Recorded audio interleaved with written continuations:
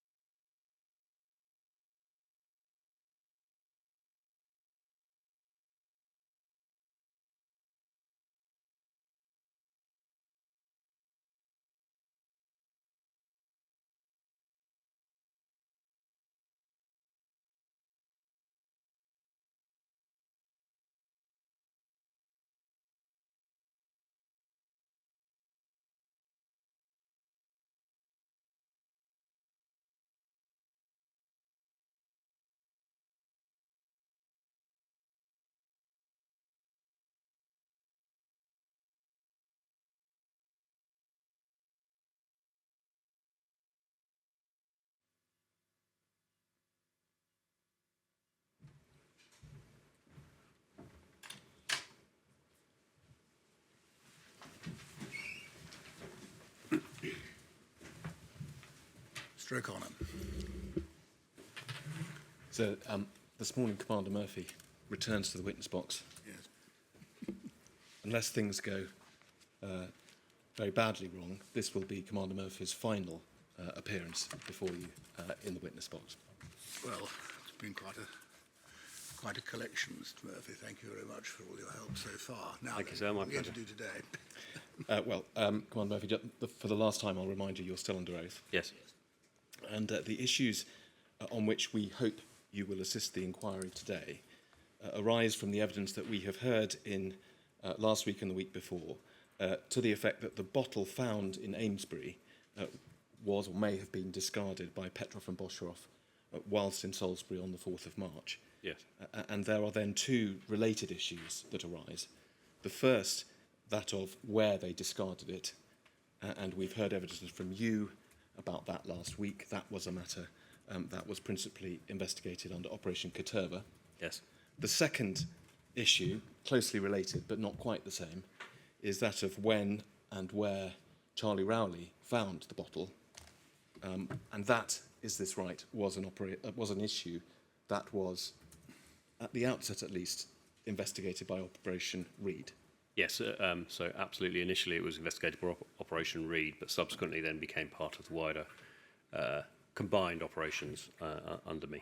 Yes, and since you mentioned the combined operations, could we just, to remind ourselves, have that organogram back on screen? It's INQ 006136. We're now familiar with the three operations. Last week you were giving evidence about Operation Caterva, the operation of which you were the SIO. Yes. This morning, principally, we will be discussing Operation Reed, the investigation that was consequent on the poisoning of Dawn Sturgess and Charlie Rowley. Yes. And we can see there that the SIO for that investigation was Chief Inspector Philip Murphy. Yes. He, at one stage, it was intended that he would give evidence on the issues that I've just mentioned. You are giving evidence in his place, is that right? Yes, that's correct. And we can see, in fact, at the bottom of the organogram that as things stand today, you, in fact, have responsibility for all three investigations, including Operation Reed. I do, correct. But just before we get into the detail, if we may go back to 2018, we've heard that Operation Reed commenced around about the 3rd or the 4th and the 4th of July. Yes. In other words, the middle of the week after the Saturday on which Dawn and Charlie were poisoned. Yes. At the moment when it became apparent that this was, in fact, a further Novichok poisoning. Yes, that's correct. And we will be focusing today, in particular, on the developing understanding in the early weeks of that investigation, so July running over into August 2018. Yes. Now, we heard from you last week that at that point you were heavily engaged with Operation Caterva. That was around the time that charging decisions were being made. You told us that papers were sent to the CPS at the end of June. Yes. And they made a charging decision in, I think it was the 19th of July. Yes. So can you just initially give us an idea of how much exposure you had, how much understanding you had of Operation Reed in those early weeks? So in the early weeks, as soon as it became clear on the establishment of Operation Reed that Dawn and Charlie had been poisoned with Novichok, so one of the important things was for us to make sure, as these were in two different parts of the country, so I was leading Caterva from London, although, as you've heard before, still working in partnership with the Detective Superintendent from the South East CTP unit on Wadana, the initial response. When Reed was originally called, we arranged regular meetings where all three of us leading the respective operations would be together. We also attended joint operational tasking meetings, joint operational team meetings with MI5 and others to ensure that we were sharing intelligence and information within those investigations. It didn't transition to my leadership overall until after the September of 2018 and some considerable time after September 2018 when we made the public announcements. Yes. It's obvious because the timing we just discussed, the initial focus of Operation Caterva was on the responsibility of Petroff and Bosheroff and Fedotov Yes. for the Skripal poisonings, and Yes. in fact you'd already sent papers to the CPS by the time that Dawn and Charlie were poisoned. Yes, that's correct. But did Operation Caterva subsequently itself come to consider the possible responsibility of Petrov, Boshoff and Fedotov for the July poisonings? Yes, so one of my first tasks was to ensure that DCI Murphy was fully briefed on Operation Caterva because, as I mentioned before, so this was a need-to-know operation, so a small number of people needed to know, and in this case, as soon as Operation Reed commenced, DCI Murphy needed to know, as did a small number of his team. One of the things that we did within those two operations coming together, so was to work through any information coming from DCI Murphy's investigation, understand it in the context of Caterva and where the suspects were at the time, so that we could understand any crossover between Petrov, Bosharov particularly, as they were in Salisbury, and Charlie Rowley, and any potential connection to the Novichok through their location at similar times. So may we then bear in mind, while you give evidence today, and much of the time today we will spend focusing on the available evidence about where and when Charlie Rowley found the bottle. Yes. On the one hand, is this fair? That was an issue that was initially investigated by Operation Reed, and you've told us about your coordination with DCI Murphy. But did that evidence, as it were, then become important to Operation Caterva as a primary source of evidence in terms of the possible responsibility of Petrov and Bosharov? Yes, it did. We have, and it's a matter of profound regret for me that we've not managed to secure sufficient evidence yet to present to the CPS that allows them to charge with any offences linked to Dawn and Charlie's poisoning. Right. But yes, absolutely. Any information in all of those three operations, which is why it then eventually came under me as one senior investigating officer, because it was not appropriate and entirely unnecessary to separate all three of those investigations, except some elements of the very sensitive side of Operation Caterva. And so coming under one leadership later, and in the short term, ensuring that all the leaders of the three operations worked together so closely meant that we could consider the impact on each of our inquiries. Yes. Thank you. Moving on just a little bit, but sticking, if we may, with those first few days of Operation Reed, so 3rd, 4th, 5th of July. Is it fair to say that there were, in some senses, a similarity between the position the investigators, the Operation Reed investigators were in, with the position that the Operation Wadana investigators had been in early March with the Skripal poisonings? Yes, absolutely. I mean, for example, the investigators were able to make inquiries of associates of Dawn and Charlie. Yes.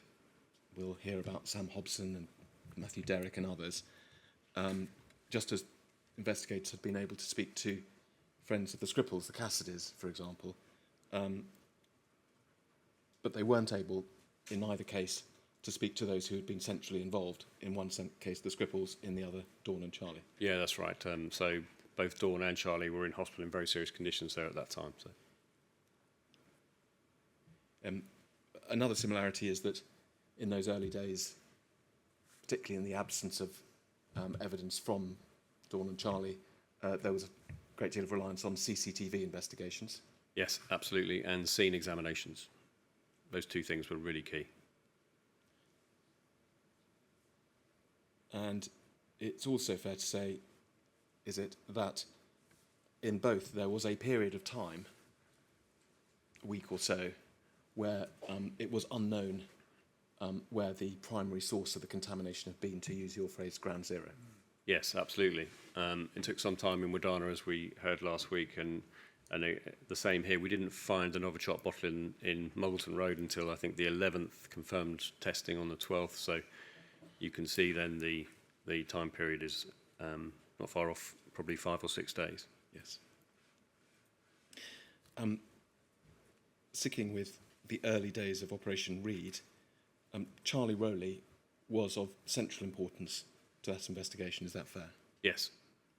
Of course, he was a victim of the poisoning, and as we will come to see, he was a source of information, first of all, about what had happened to Dawn and himself on that Saturday morning, Yes. and also where he got the bottle. Yes. And is it also fair to say that his importance only increased as it became apparent that Dawn herself would be unlikely to recover? Yes. And obviously then after she sadly died on the 8th of July. Yes, absolutely. So Charlie became the only person really who would be able to shed any light on where he found the Novichok and, as you say, subsequently what had happened on that Saturday morning.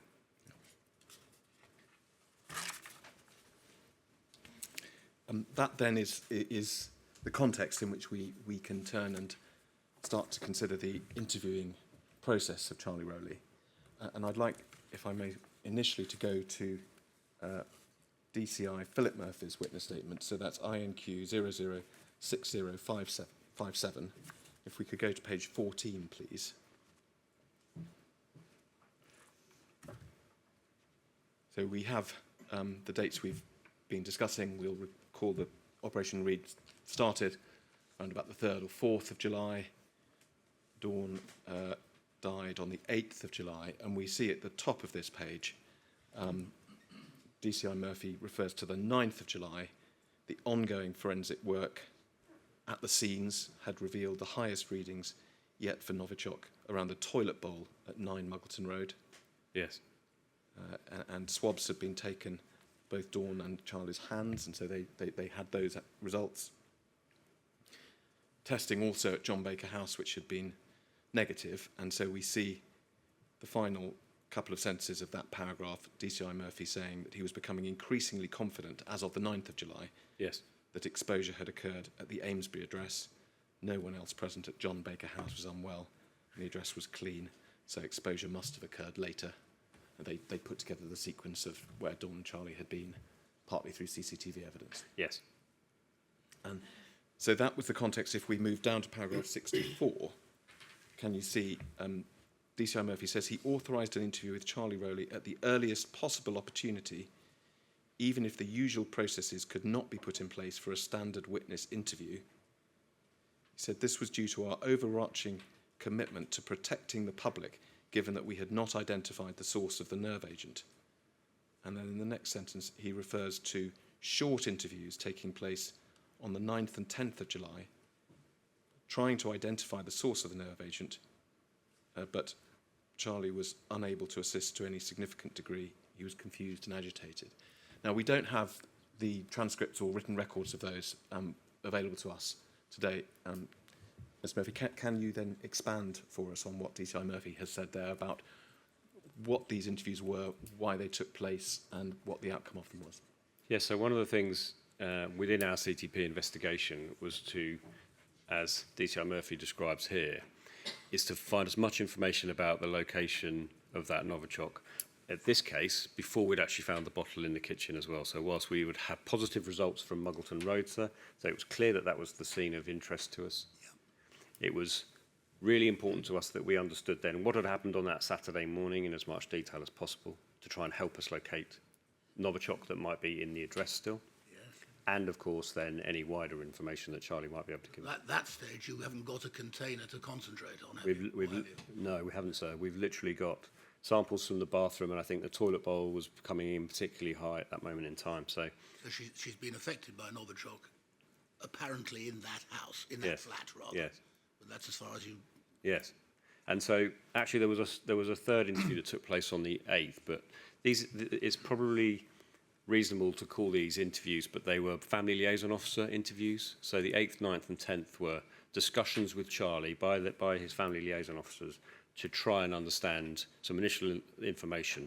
I would term them more safety interviews than I would evidential interviews. They were really trying to, you know, we had officers entering Muggleton Road on a daily basis, and these were extremely dangerous scenes, as we have discussed previously in relation to Novichok. So over the 8th, 9th and 10th, they were brief conversations, mostly with Charlie, trying to understand that safety information that would help us understand how we could prioritise that search in the best way possible.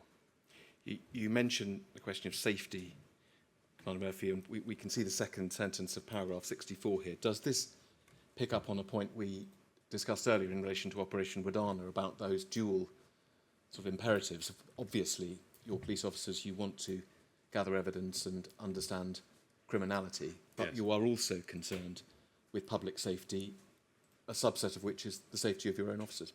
Yes, I think there were two things at play here. So absolutely the evidence inquiry was one of the things that's a constant throughout our inquiry, but here it was an overriding public safety concern, so that if that Novichok that had contaminated Dawn and Charlie, for example, wasn't in Muggleton Road, then where was it now? And if wherever it had come from and come to be in their possession, was there still an enduring public safety risk from that location? So two really significant public safety issues. And of course, as you mentioned, we were placing staff into that address, and it's an extremely hazardous deployment, despite the protective equipment they were wearing. And of course, anything Charlie could tell us would help focus that and increase the safety of those officers. In terms of outcome, we see that DCI Murphy has summarised the position as saying that he was confused, agitated, unable to assist. Is that a fair summary from your understanding? Yes, absolutely. So one of our primary concerns was obviously his medical well-being while he was in hospital as well. So these discussions were all taking place in the company of medical professionals and following consultation with medical professionals. And so, of course, they were often very short discussions because at this point, Charlie was becoming quite confused and agitated and was clearly still being medically treated. So we would be guided by both his condition and, of course, what the medical staff were telling us at the time. One sort of factual aspect of Charlie's, or what he was saying at the time, if we look towards the bottom of paragraph 64, just to mention this point because it may come up later, it appears that at the outset, Charlie thought that Sam Hobson, his friend, may have had something to do with the poisoning. Yes, in several of those early discussions, Sam Hobson was definitely the focus. And as we know, Sam Hobson was the person that Charlie was with when he fell ill in Muggleton Road. So he was particularly focused on Sam Hobson being responsible. Yes, I mean, he no doubt the explanation is confusion, but he was thinking in his head that he'd been poisoned by Sam. Yes, absolutely. Yes, and when those discussions came up, that's often when he got quite agitated. Yes. But we can see from the last sentence of paragraph 64 that, I mean, unsurprisingly, Sam Hobson was a significant witness for Operation Reed. Yes. But it appears that DCI Murphy's working assumption at that point was that he, in fact, hadn't had any involvement. There was no evidence or intelligence to support that. Yes, and that's subsequently shown to be the case as well. If we could just cast our eyes down to paragraph 65, we see that DCI Murphy describes Charlie as having remained confused and agitated just for a day or so longer up to the 11th of July. And there was a concern that he might actually discharge himself from hospital. And just reading on in that paragraph, because at that stage he was still contaminated, that would have given rise to a rather separate public safety risk. But in fact, that never transpired. Yes, that's right. I suppose there were three things happening with Charlie at this moment in time. So, yes, he was contaminated and still being treated medically for the results of contamination. So, obviously, clearly, he was also very recently bereaved because Dawn had recently died as a result of her poisoning. And obviously, Charlie's lifestyle prior to falling ill was certainly a factor in how he communicated and some of his conduct. So it was only through actually negotiation with family liaison officers who managed to maintain their rapport with Charlie throughout this time that we were able to convince him not to leave the hospital and present that wider risk to the public.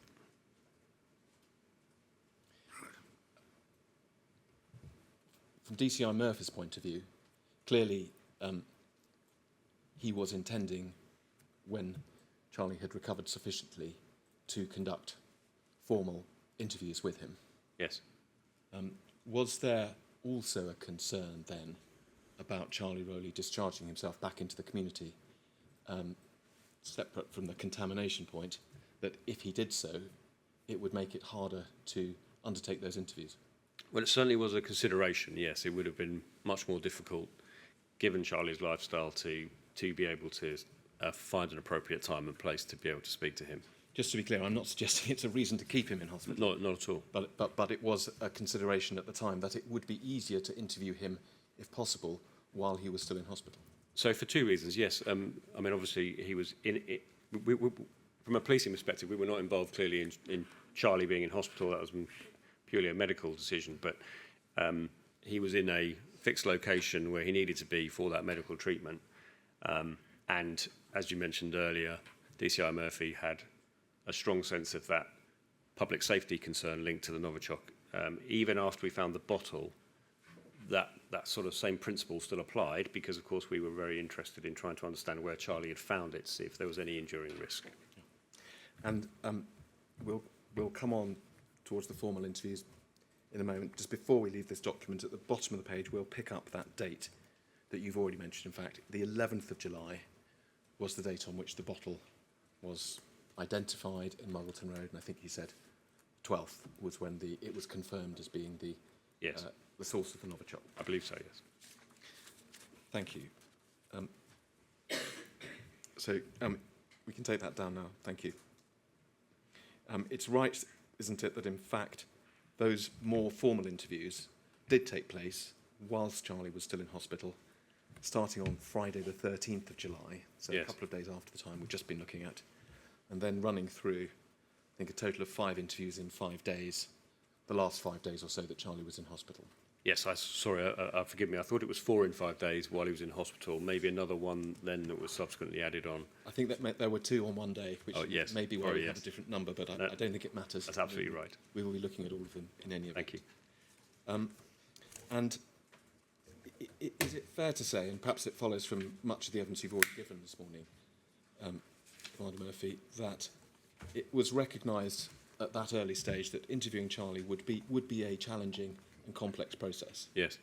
He was, in lay terms, and we'll come perhaps to a technical reason, to meaning, but I mean, he was vulnerable. Yes. As you've said, he was a victim of this attack. He was bereaved. He was recovering from serious symptoms.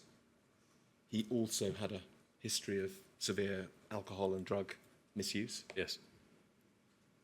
Is it fair to say that both of those factors would obviously potentially have an effect on his ability to recall events? Yes, this would mean it would be a very challenging interview process, as you described. And given his background in drug use, at least, involving criminality, he might also be someone who would be reluctant to speak to police about his movements and activities. Is that fair? Yes, I think there were 2 things happening at once, really. There was the concern that he would be reluctant and a challenging subject to interview for the reasons you've articulated. I think there was also the concern that he was still being medically treated, and it was unclear the full impact of Novichok and the treatment for Novichok would have on his recall, in addition to the factors you've just described. So those various factors might be a reason for it to be necessary to push him in interviews, try and prompt him, help him to recover his memory. Is that right or not? Yes, it's one of the reasons why there were quite a lot of interviews, was because it's probably fair to say in those early stages Charlie's recall was quite vague and unclear, and so our learning from our interviews with the Scripples post their contamination was that over time their recall does get better after treatment. So one of the reasons to persist in those early stages with Charlie was because we were hoping that recall would improve as his condition improved in hospital.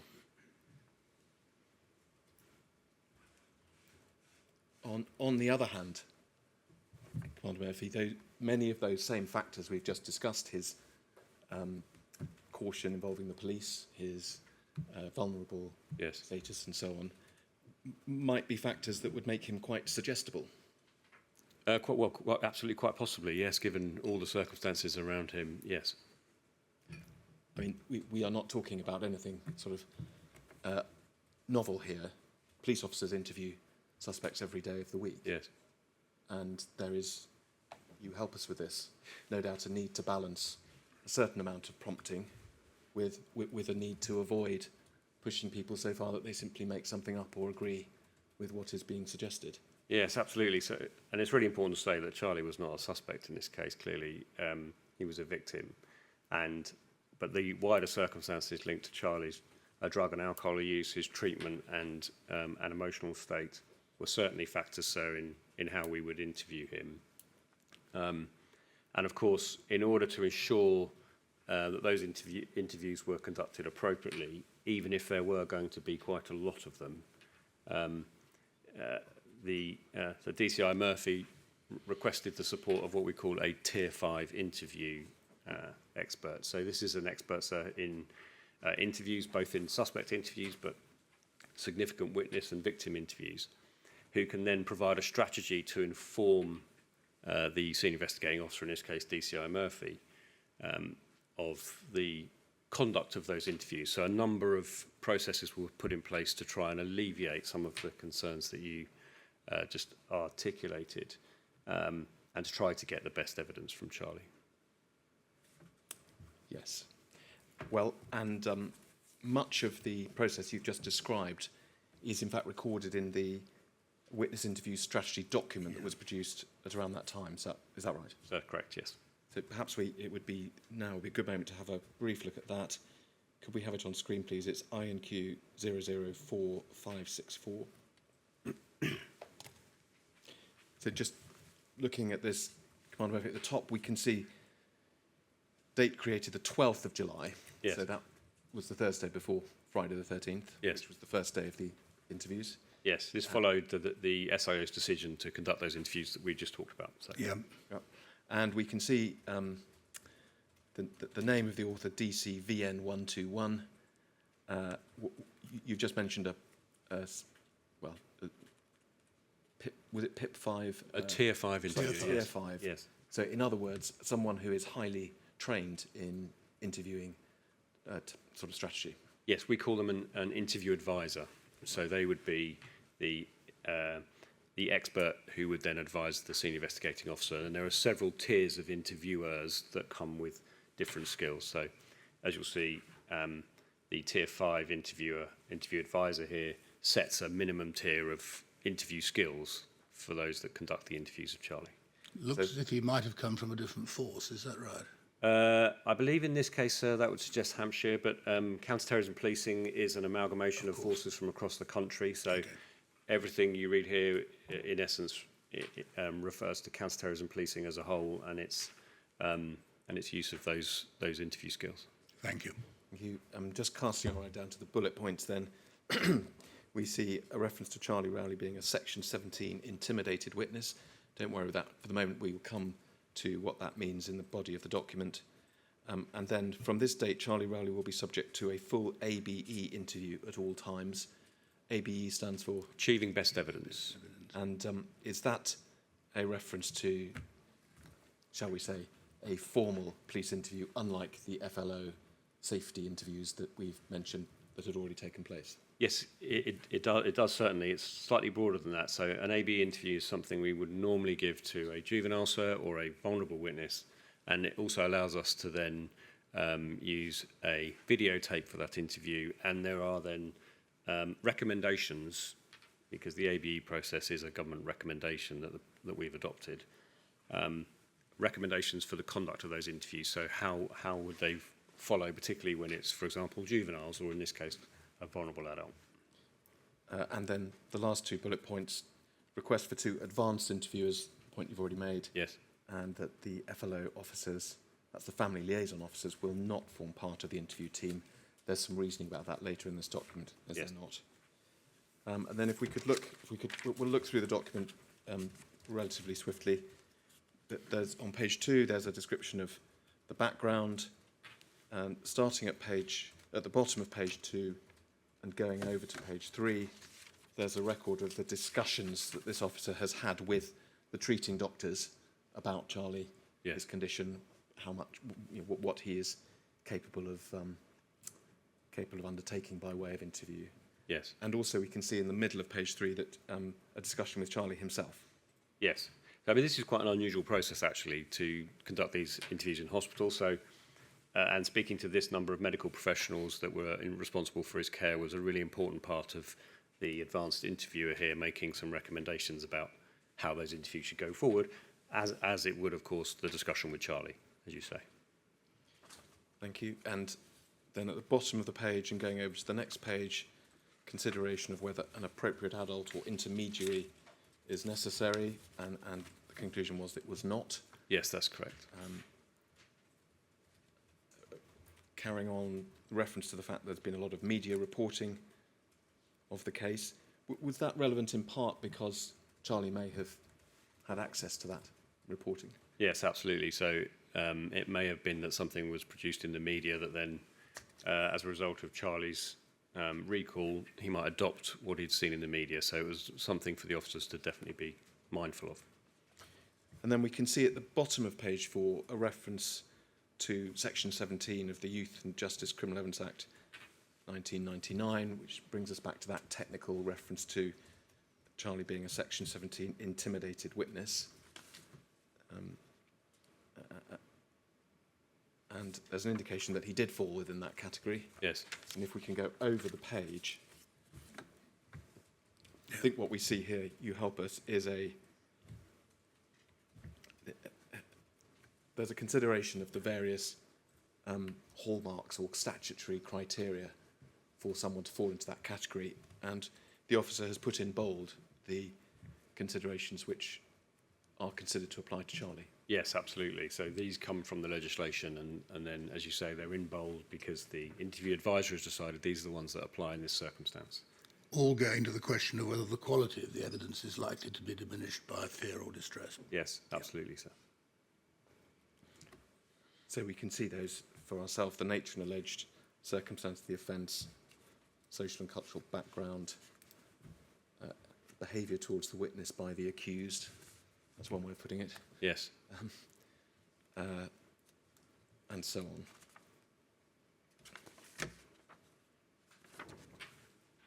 If we could go over to the next page, in fact, those criteria continue. There's a reference to violent crime. And then at the bottom of page 6, under the heading Interview Team, is this where we see the officer providing a requirement that, as it were, well-qualified interviewers should conduct these interviews? Yes, so as you see on the final line, so it says Tier 3, so that's an advanced interviewer. And as you see, the interview advisor has suggested that the officers that conduct these interviews as Tier 3 should also have some history and experience of conducting ABE interviews, so interviews that come with other special measures, including videotaping of those interviews. Thank you. And then if we go to page 7, we see a section of this document. This is a lengthy document, Mark Murphy. Is this, just help us, is this an unusually detailed consideration of a sort of pre-interview strategy? So it is, yes. This is probably one of the longest I've seen as a Tier 5 interview strategy, which I think probably goes towards how concerned the interview advisor was to ensure that the measures were correct for Charlie's individual circumstances, because this was quite an unusual circumstance. So the CTP officers here that are planning this interview in engagement with the senior investigating officer are having to think about things that perhaps are slightly unusual in comparison to most of our cases. Thank you. So then on page 7, you've already indicated that Charlie had family liaison officers appointed to him by that stage, and they had conducted those early discussions with him. And there is here a consideration of whether those officers should be part of the interviewing team or not. And we can see, in fact, it's underlined and in bold. It is the advice of this strategy that the FLO officers do not conduct the interview of Charlie Rowley. Can you summarise the reasoning there?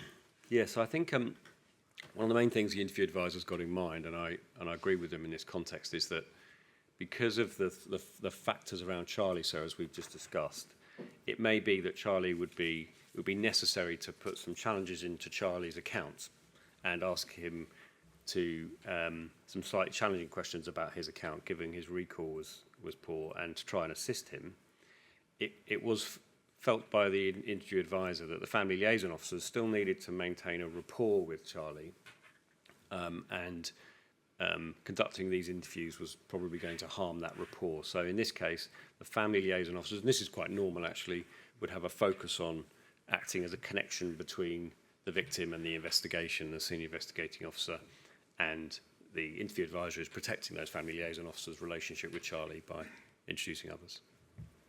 The relationship is different, in other words. Absolutely, sir, yes. Thank you. And if we can go over to the next page, we see a heading, Location of Interviews.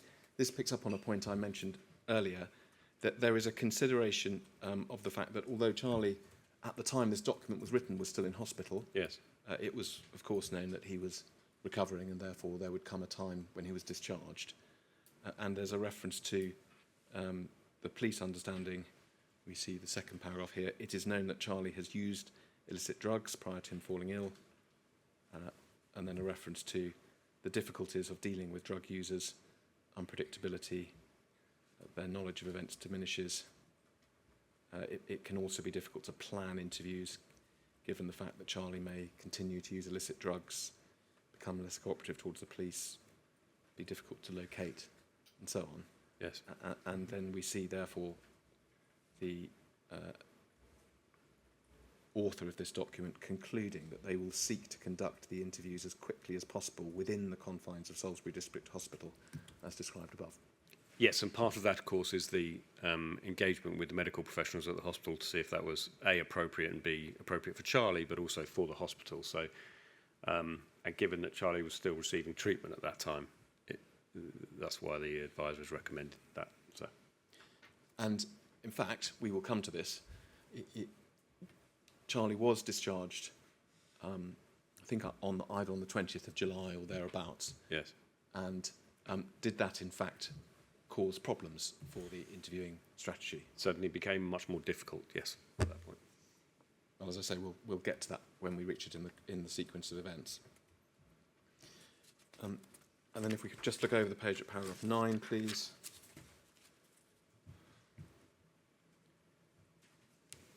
That there is a list towards the bottom of that page, 2 headings: purpose of interview, interview objectives. Yes. All perhaps important but obvious objectives in terms of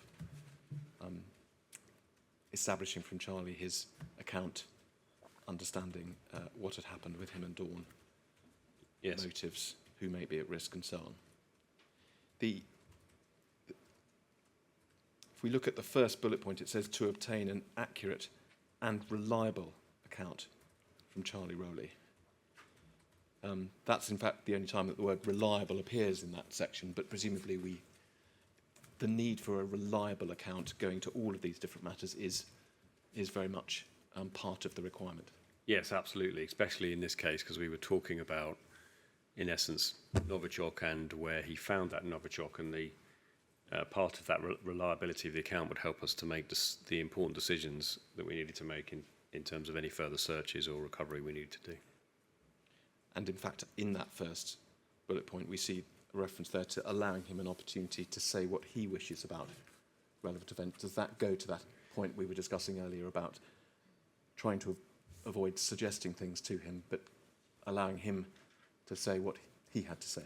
Yes, and a really important point about victim interviews and ABE interviews as well is it's about the victim's recall, sir. So it's about their experience and the things that they want to say, and then subsequently probing that account and experience later. But yeah, so the interview advisor there is drawing out the really important point that we need to get an account from him and understand what he recalls. Yep. Then if we go over to the next page, and in fact this follows on from what you were just saying, we see the second heading, conducting the first interview. Second paragraph under that, we see the first interview is intended to obtain a free recall account from Charlie in respect of his movements over a period of 48 hours prior to when he became ill. So that was the plan. Yes. And well, tell us, perhaps there's little to add to what you've already said, but what is meant by a free recall account? So in essence, to ask him very open questions, to encourage him, sir, to give us as free an account as possible to assess what's in his memory, and that would help us to understand the subsequent interviews that would need to come, because we would get that first open account from him. Now, that was the plan Yes. when this strategy was drafted, and looking at the bottom of that page, we can see it's completed and signed off on the 12th of July. Yes. And we will remind ourselves in the chronology, that was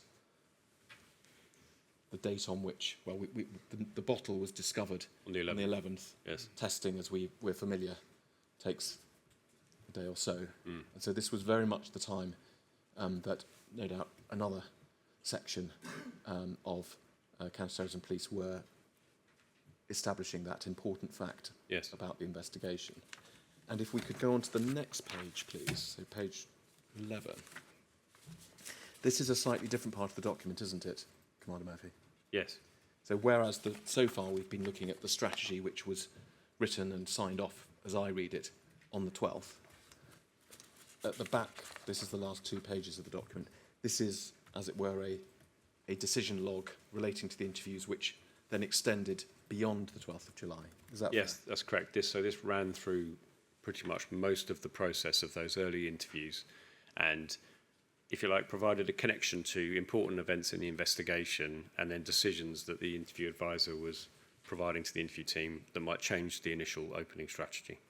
And so if we look in the first entry here, which is dated the 13th of July, so it's that Friday, the day after the strategy was written, Yes. there's a change of plan. There is, yes. So it's clear at this point, as you just said, we have found the Novichok in the bottle. And so one of the investigating officers has communicated with the interview advisor and said that they would like the interview now to focus on that bottle. And as you can see, provide some images of the bottle to support the interview, including its location in the kitchen.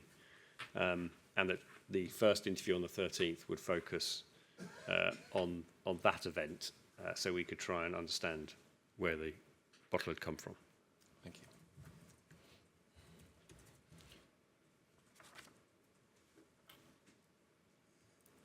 And we will come to see that, as I've mentioned more than once already, that was the date on which the first interview took place. Yes.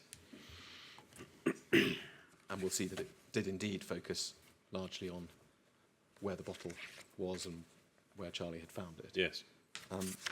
We'll come to that interview very shortly. It was, in fact, again, as we've mentioned, the first of a whole sequence of interviews which went on for, well, initially several weeks, and then Yes. various interviews later in that year, and then into the next year. Yes, correct. And as it were, the outcome of that whole series of interviews, which we will look at together, was a police witness statement produced for and then by Charlie Rowley. Yes. If we could have that on screen, please. It's INQ 005676.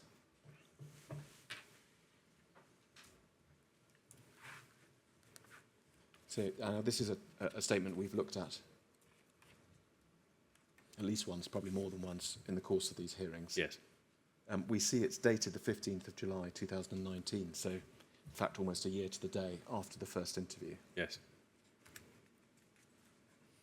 And if we just very quickly remind ourselves, we'll come back to it, but of the contents of this interview.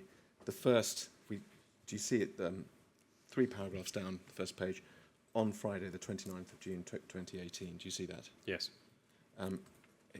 It's right, isn't it, that the first, I think, 3 pages of the statement deal with Charlie Rowley's account of that day, the day before the poisoning, Yes. Friday the 29th of June. Yes.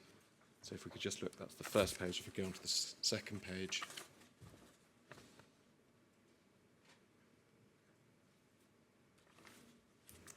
Thank you. Yeah, so discussion about going to the gardens, Dawn dyeing her hair red. All information we're familiar with, thank you. And then on to the page 3. Thank you. The top of the page talking about the bus receipt for getting home or back to Amesbury Yes. on the Friday night. And then can you see the third paragraph on that page?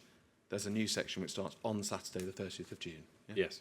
So there's then a section of the witness statement which talks about the events of that morning, gives Charlie Rowley's account. Yes. And we have, you may recall, we spent some time in Salisbury going to the bits of the interview transcripts which, as it were, generated this part of the statement. Yes. Charlie's account of waking up that morning, giving Dawn the perfume bottle, opening it, and so on. If we could go down, that's page 3. It goes down onto page 4.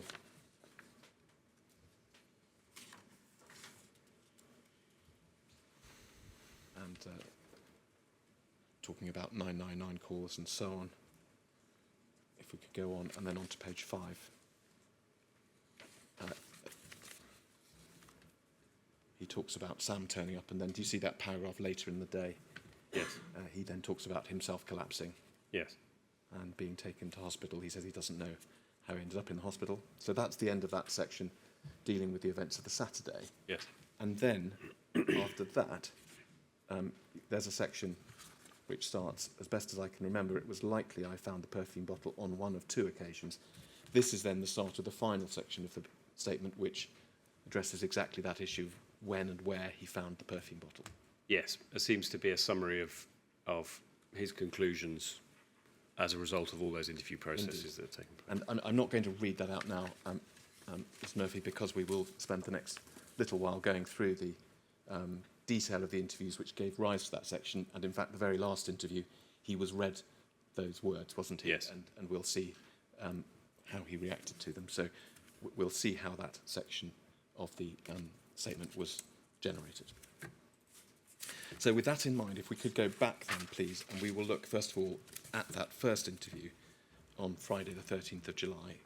And the transcript for that interview is INQ 005683.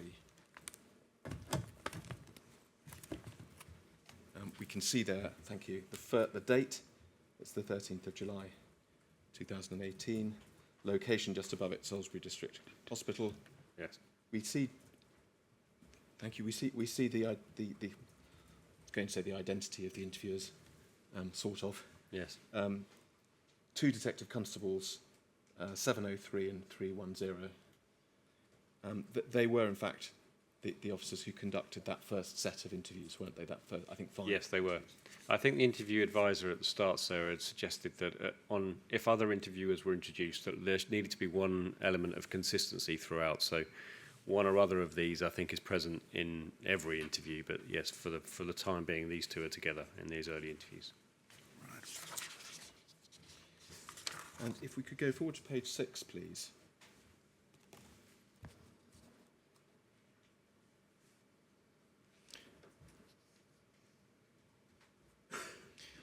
The passage we have not looked at, they showed Charlie a picture of the bin in Muggleton Road that we're all familiar with. Yes. But then we get to, towards the bottom of page 6, can you see there where 703 says, yeah, okay, the second image, it's the same exhibit number. The second image I'm just showing to you now, I believe it's on the kitchen side. Is that a bread bin? Is it to the right-hand side? Can you see that? Can you see that? And he says yes, and the officer says, yeah, the bread bin. And then the officer says they're going to go through the items on the image. And then can you see just below that, the officer says, refers to the left of the image, you've got a white container with like a pump action. Mm. And he says it's soap. Could we just take a step away from the transcript, please, and go to INQ 005126, page 8, please.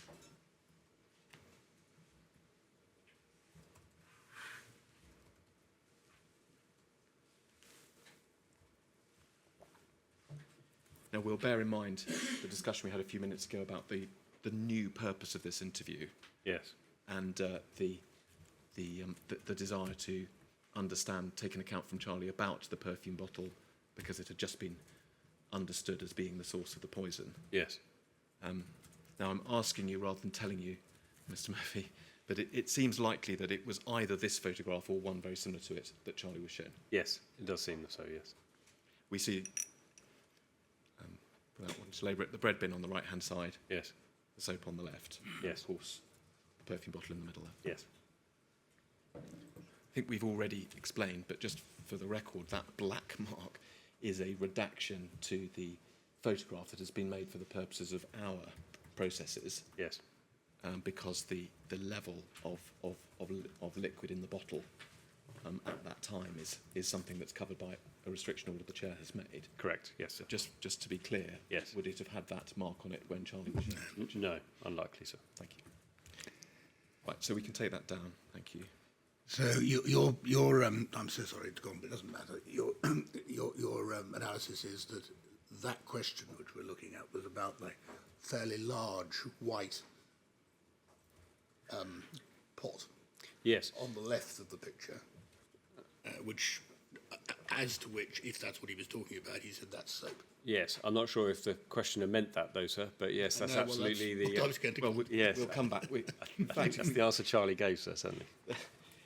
So I'm not going to take you to the next page or two of the transcript where Charlie Rowley talks about his soap and the washing up that he does, because if we go to page 8 of the transcript, so page 8 of 5683, please.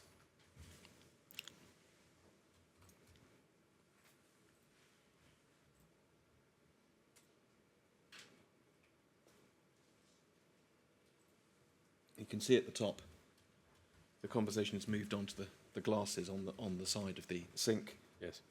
and Charlie's slightly defensive about the standard of his washing up, and he's reassured about 6 lines down by the police officer who says, we're not the hygiene police, anyway, it's fine. And then just below that, can you see 2 questions below, Commander? Yes. VN 703 says, yeah, I think you're right. Okay, to the right of that then, right next to the bread bin, we've got what looks like a small, I'm not sure if that's in the glass or just behind it, looks like, I don't know what it looks like, a glass tube with white at the top, a white presser dispenser at the top. Can you see what I mean there? Yes. Does that appear to be a reference to what we know as The perfume bottle? yes, the Novichok bottle. Yes. And then Charlie is asked if he can tell the officers about that. He says it's like a perfume bottle type thing. He's asked whether he's seen it before. He says, I don't know, it's some sort of perfume, I think. It's like some sort of oil or something. And then he's asked for the first time, can you tell me how long that's been in the flat for? He says, no, not really. Yes. He says, have you seen that in the flat before? That kind of perfume dispenser? He says, yes. If we go to the next page. Police officer says, you have, okay.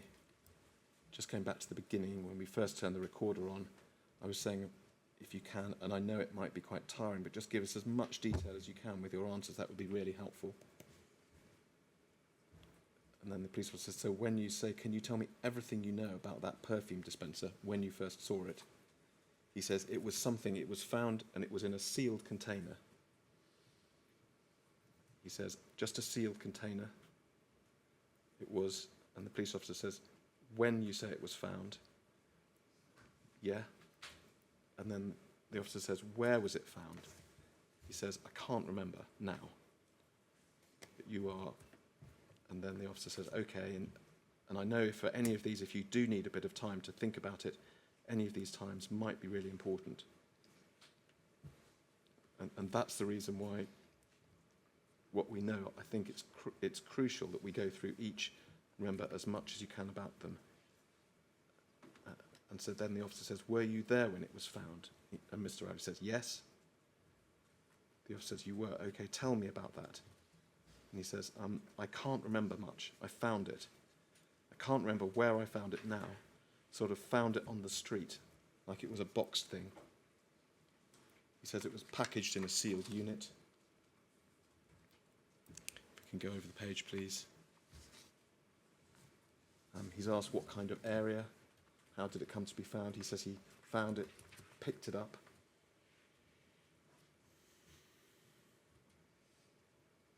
He's asked whether he was there on his own or with anybody else. He said, I was on my own, I think. And And then the police officer says, if that perfume dispenser is relevant, I don't know if you've got any concerns about it, in what circumstance it was found. Mr. Rowley says, yes.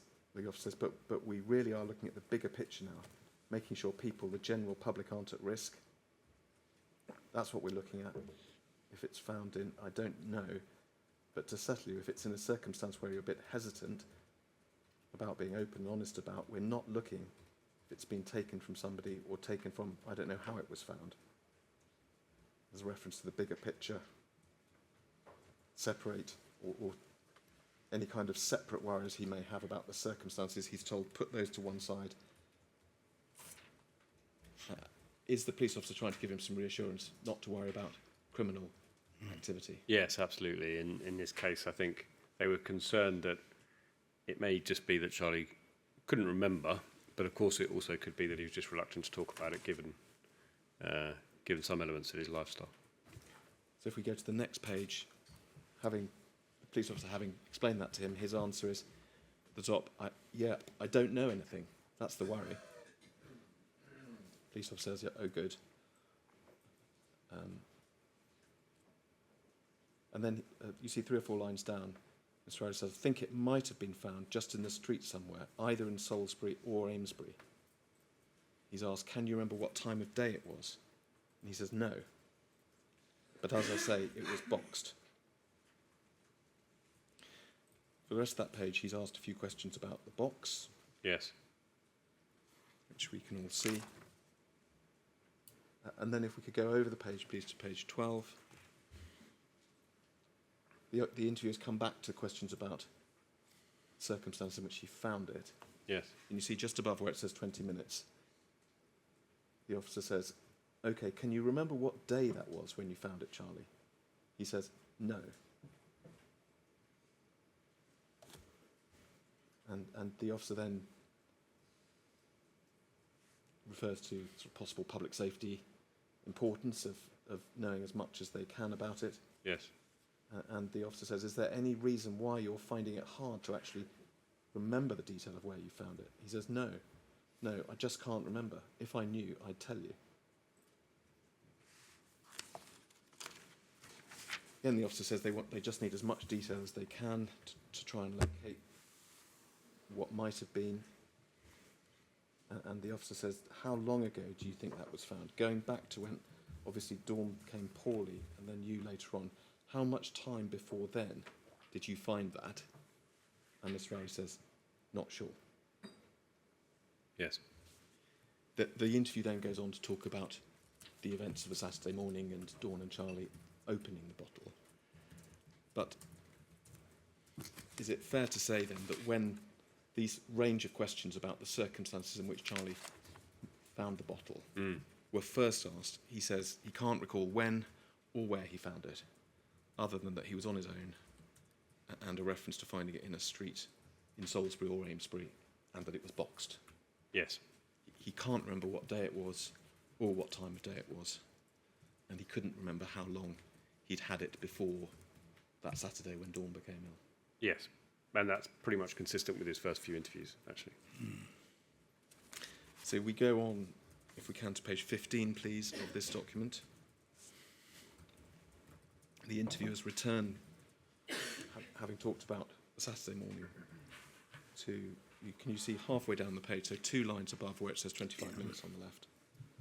The interviewer says, OK, stepping back now, just in case it's relevant, and I know you're trying your best to recall the actual location of where you found it. So he said, And again, he's pressed to try to put yourself back to the point where you say it was yourself that found it. Asked about, he says, is it worth just having a couple of minutes to have a little think now in terms of whether it's somewhere you were in the outside? Do you recall being outside, or did you think it had been discarded? Or what was kind of going through your mind when you picked it up, just to set the scene of where you found it? Mr. Rowley says, I just dropped, I guess.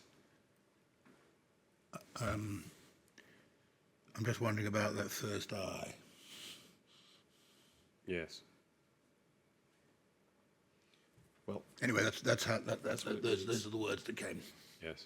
And then he's asked Was there anything else with it at the time when you found it? Mr. Rowley says, no, just on its own. The officer says, just on its own. And if we go over the page, please, the officer sort of presses him again. Then when you're saying it was just on its own, can you recall if it was somewhere out in the open, or was it somewhere that was just caught your eye, somewhere that's a little bit concealed? Mr. Rowley says, I honestly can't remember. Couldn't remember whereabouts it was.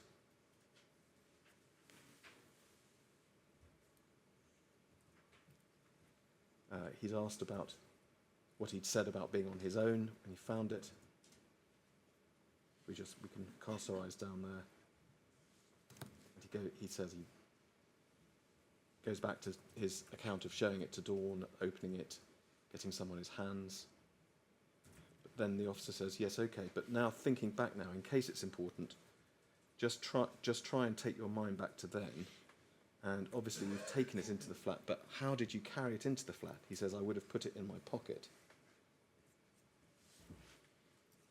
And the officer says, you would have put it in your pocket, okay. And then the officer starts talking about the day that Dawn got poorly. Just try to think all your movements that day, then just trying to think back where you were, where you went to. And the officer says, just try to think in your mind at what point that you found the item. Again, is it worth having a little think now about kind of what point, asking for context around where it was discarded. And Mr. Rowley says, I can't remember where it was. And then he goes on, because of course he hasn't been told at this stage that it is in fact the poison. He says, yes. I'm pretty sure it's not contaminated. I'm sure it's more of a bigger picture. Well, he'd said that several times, in fact, yes. Up to this point, Mr. Murphy. I know, as he put it, I know that's not the problem because I got it on me and I wasn't ill. Yes. Is what he said. Yes. So he hadn't been told at this point that it was significant in order to facilitate. No, I understand that. Yeah, some kind of open recall. So. And we'll come to see the circumstance in which he was told. Yes. If we could go over the page to page 18, please. We see a few lines down from the top. The officer refers to Dawn staying with you. That's the Friday night. So can you recall now why you went out and Dawn wasn't with you when you found this item? And then Mr. Rowley says, I think it might have been because I went to the chemist. I have to go to the chemist every day. He says, that's where I might have found it there, just on the street. And the officer says, do you actually, in your mind, can you picture where you found it? He says, I can't say exactly. And the officer asks him, when you say it could have been Salisbury or Amesbury, he says, more than likely Amesbury.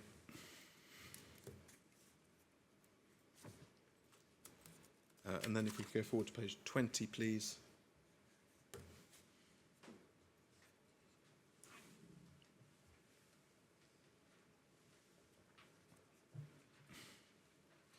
There's a section towards the bottom of page 20 where VN 703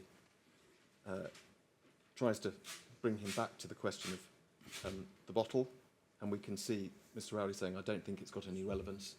So again, he's not understanding, yes. perhaps understandably, why so much attention is being given to the bottle.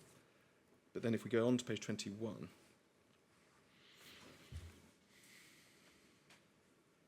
and we see VN 703 says, cast your mind back and then take as much time as you want to think about it. Your movements on the Friday, then the 29th then, the day before, what you've done then, and where you might have found that. Commander Murphy, this appears to be the first time in which it is suggested that Mr. Rowley may have found the bottle on the Friday. I mean, yes. He previously said he can't remember where he found it, can't remember when he found it. It does appear that the first suggestion that it was found the day before the Saturday came from the police officer and not from Mr. Rowley. Absolutely. Yes, I agree. And I mean, I can't speak for the officer during the interview, but at the time, I would imagine they're going to go day by day back over the history, and this is the first day, obviously, beforehand. But yes, so I think this is the first time I've seen the 29th mentioned as a specific day, and it did come from the CTP officer. And we saw that the initial plan had been for them to get an account of the day or two before Yes. Saturday, but of course it doesn't follow that Mr. Rowley found the bottle a day or two before the No. poisoning. And on reflection, is that a sort of helpful way in which to question Mr. Rowley, do you think? I think in this interview, it would have been better to allow us to continue to have the open recall, but I think given that it was clear that Charlie at this point was having trouble remembering, I can imagine the officer in this case is in order and trying to focus them on specific days at this point. So, Well, focus on a particular day is one thing, but focusing on a particular day and introducing the idea that he found the bottle on that day, yes, that perhaps would have been better avoided. yes, agreed. In any event, if we could go over page 20 to page 22, please, we can see about halfway down the N703 that they establish he's confident he was on his own. Then Mr. Rowley is asked, can you think if it was dark or if it was light when you found it? Mr. Rowley says, I honestly can't remember. And then further down the page, 4 or 5 questions down, he's asked, and how long when you got back to your flat was it opened? And he simply says, I don't know.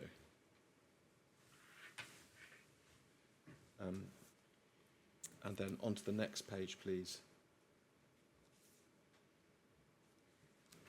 The top of the page, he says it was on its own, didn't remember anything with it.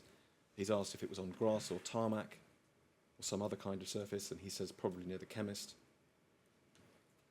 And then he's asked, are there any difficulties that he's having in struggling to remember, any medication or difficulties with his memories? And he says no. And then, again, he's told not to worry about it, about his past. It's not to worry if it was stolen or passed to you by someone else. And he simply repeats, no, it was found on the floor. And then he's asked about his routine of going at the same time of every day to the chemist. And he talks about, he says it was Friday, I think it was closing at 12 o'clock. And then there's a conversation about the timings. And then he talks about Sam Hobson arriving. Yes. And then I think the conversations about other matters, in particular what happened on the Saturday. And then on page I'm also sorry, Mr. O'Connor. Can I just go back to 23? So yes. Reminding myself that the context is that the questioning, for whatever reason, has introduced the date Yes. of the Friday. But what he's apparently saying at the lower half of 23 is found on the floor. Is that right? It was found on the floor. That's right, sir. And then what time of the day would that be? Well, it was Friday, I think, and then because of the closing time, it would have to be before 12 o'clock. So yes. Yes, I see. All right, thank you. And then if we could go on to page 38, please, but this is at the end of the interview.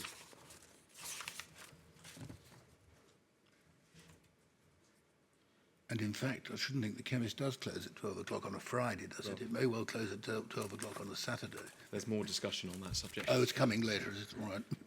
But just for completeness, if you see about halfway down this page, a little below halfway, this is the last page or so of the interview, and the interviewing officer says, just to summarise then with that perfume vial, then so you can't recall where you found it.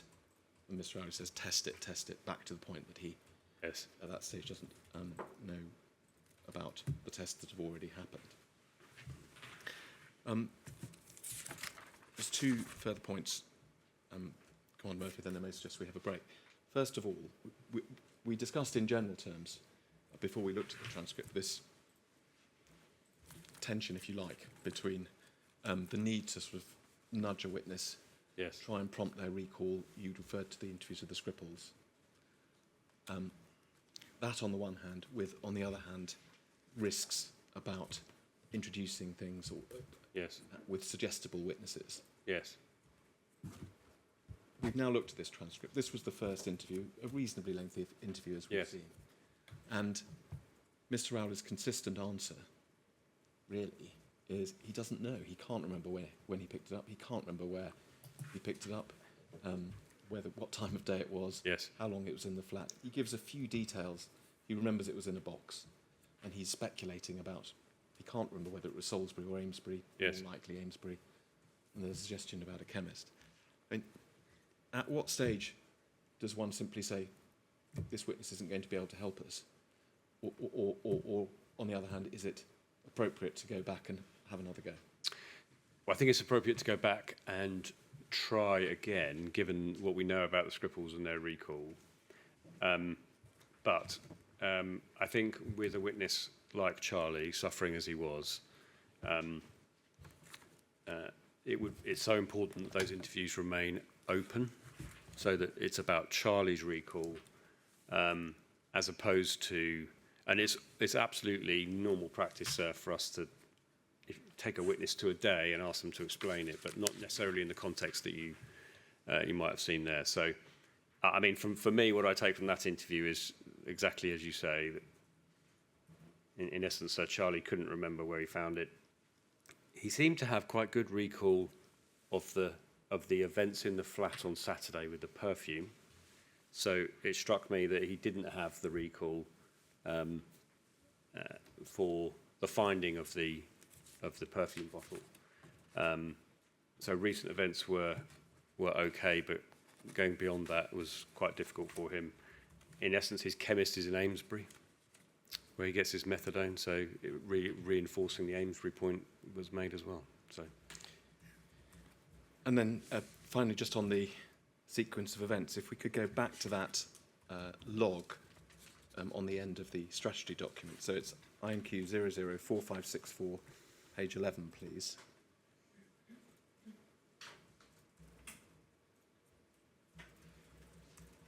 And around about half the way down, can we see the dates? There are a number of entries on the 13th of July. Underneath the larger one, can you see request made for Charlie to be informed by interview team that the bottle we had spoken about was in fact the bottle Yes. containing the nerve agent? This was due to a press release being made outlining this detail. So would it be right, Commander Murphy, I think it follows from what we've seen, this must have been after that interview on the 13th of July, because clearly he hadn't been told at that point. Yes, that's correct. Yeah. But we see on the entry below that Charlie was visited later that day and told about this Yes. fact. Yes. And then we will see in the entry below a reference to the second interview on the next day, which we will look at. But perhaps we may look at that after the break. Yes, of course. You're going to pick it up on the 14th? Yes. Thank you very much indeed. 11:30, please.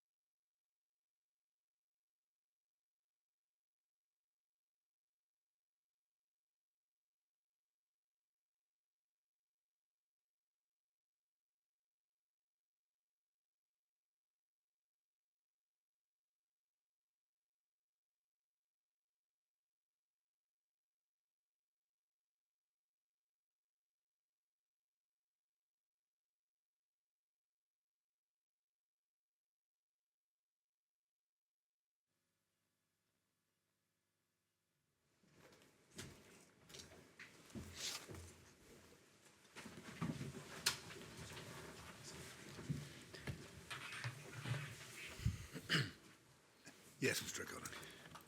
Commander Murphy, we had looked then at that first interview on the 13th of July. Yes. And just before the break, we noted that later on that day, a decision was taken to inform Charlie about the testing on the bottle, and we then saw on that log a reference to a second interview on the next day, on the Saturday. Yes. And perhaps we could therefore go to the transcript of that interview next. So it is INQ 005684. Saturday the 14th. Saturday the 14th. So Thank you. And if we could pick it up, please, on page 2. We see towards the bottom of the page, do you see that about 3 entries up from the bottom? Yes, that's it, thank you. Starting all right, that's brilliant. We see the interviewer just reminding him of the information he was given last night about the item they've been talking about yesterday. Yes? Yes. And there's then a description of it as a glass vial perfume bottle. And if we just look down the next page, there's a discussion about the bottle. And then about halfway down that page, do you see the officer says, "What can you tell me?" Yes, that's it. "What can you tell me about what thoughts you've had about that bottle overnight?" And Charlie Rowley says, "Well, it was just a bottle that I found on the floor in a sealed packet with a designer label on it." And the officer says, "Was there any more that you remember?" And he says, "No." And the officer says, from what we spoke yesterday, he says, "Just the one item." And then the officer says, "Well, what we'll do, we'll go very slowly, we want to concentrate, talk about the moment that you found it." And then he said, "You've already said you can't remember when that was." And Mr. Rowley agrees. So he said, and then the officer says, "Yes, so just thinking about that moment, what comes into your head about it?"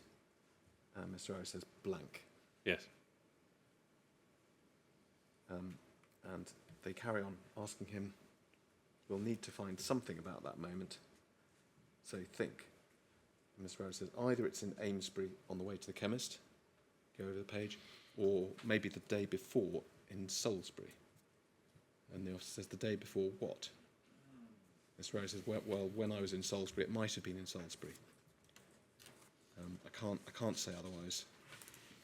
I really wouldn't know." And the officer says, "Okay, what do you recall about the way that you picked up that box?" He says, "I just spotted it." He's asked to describe how he spotted it. He says it was an unopened box of perfume or some object. And then towards the bottom, he just says it's something that Dawn would like. Yes. If we could move forward to page 11, please.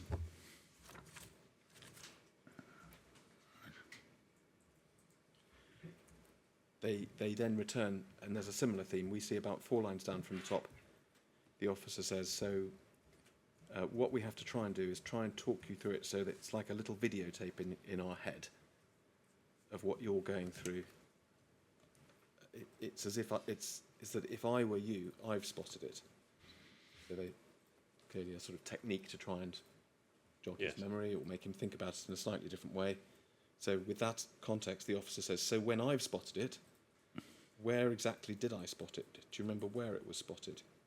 Mr. Rowley says, "Just on the floor." On the floor, he says, "Bent down, picked it up, looked at it, puts it in my pocket."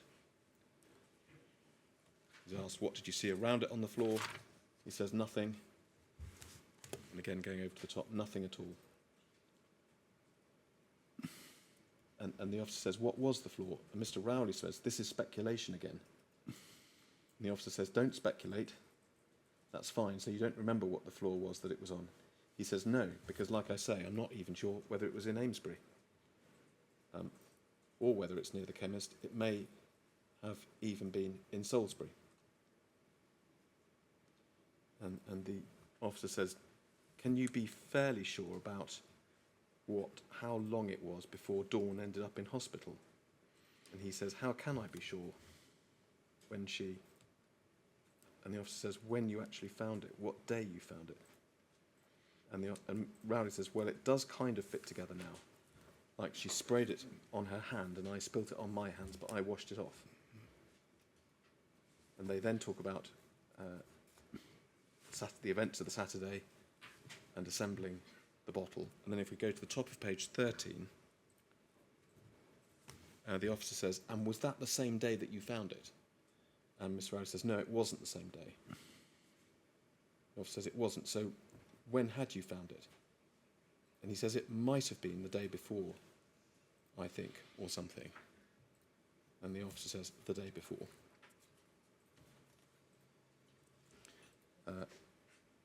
Then the officer says, so just concentrate on the day before. If we could just scroll down, we can see there's a discussion then. Towards the bottom of the page, again, Mr. Rowley says, I may have been going to the chemist. And he's asked, why do you believe you may have been going to the chemist? He says, because I have to go to the chemist every day.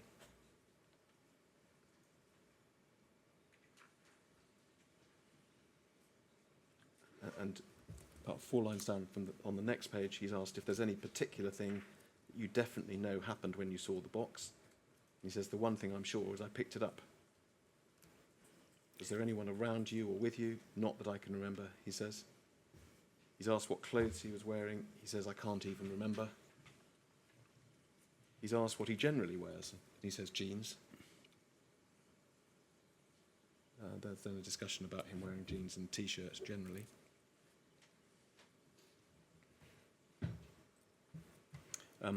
We will note, Commander, that there's later on in the sequence of interviews, there's discussion about him wearing a coat. Yes. But not at this point. We can see he's talking about. He says he can't remember what he was wearing, and talking about generally wearing jeans and a T-shirt. Yes. If we could go to page 17, please. At the very top, the officer picks up again and says, right, okay, so we believe that you were wearing jeans on the day you found this box.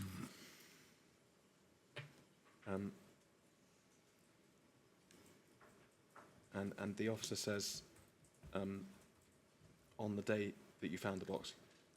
And then the officer says, yeah, and it was the day before that you say you tried to assemble it. Is that right? And Mr. Harris says, found it the day that Dawn became ill, I suppose. That's when she got it on her hand. And the officer says, okay, so the day that Dawn became ill. And then, if we looked at a few questions and answers further down, the officer says, so on the Friday, can you be sure of that? That it was the day that Dawn became ill, which is when you found the box? And Mr. Harris says, no, I can't say it's when I found the box. And the officer says, a couple of lines down, okay, all right, so when did you find the box? And Mr. Harris says, possibly the day before. And the officer says, right, okay, the day before. And then if we go over the page, Rowley says yes. And the constable says, okay, so the day before, when you found the box, you spotted it. It was a black box and you picked it up off the floor.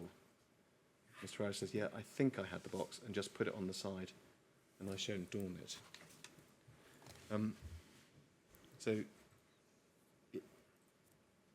Is it fair to say that in those exchanges, Commander Murphy, that Mr. Rowley is being pushed quite hard to agree that he definitely found it the day before, although he's using less certain language?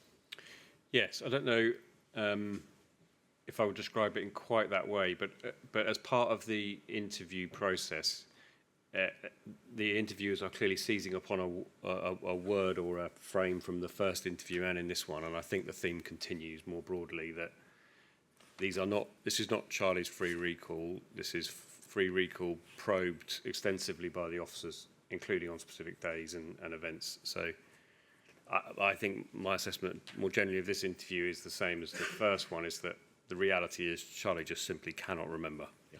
But there are some signs that they pick from time to time. It may be a very understandable process. The questioner has picked up something that he said as if it was definite, Yes. when it was rather less. And seized upon it as part of a probing, so within the interview. I see. And that is where it would appear, and it certainly comes across this way, that the interviewing officers are then asking Charlie to focus more on a specific event or a specific day as a result of that. I think it's very difficult to see from this that Charlie is recalling much more detail than perhaps he gave in the first interview. I think it's pretty consistent. I just want to take you to a few more sections from this transcript, if I may. So could we go forward to page 20, please?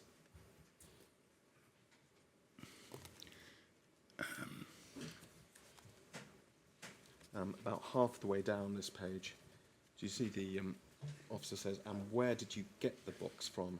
So he's talking about giving it to Dawn on the Saturday morning. He said, where did you get the box from to show Dawn? Mr. Rowley says, just off the kitchen table, I think. And he's asked, okay, and how did it end up on the kitchen table? Mr. Rowley says, when I got back, I must have taken it out of my pocket and just put it there.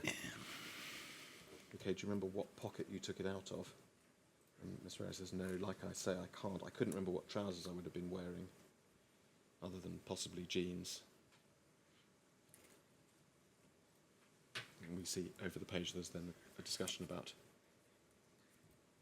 he's asked, do you tend to wear jackets as well? And Mr. Rowley says, no, not really, because it's been quite warm, hasn't it? And at that point he seems to be talking about taking it out of his trouser pocket. Yes. Page 24, please.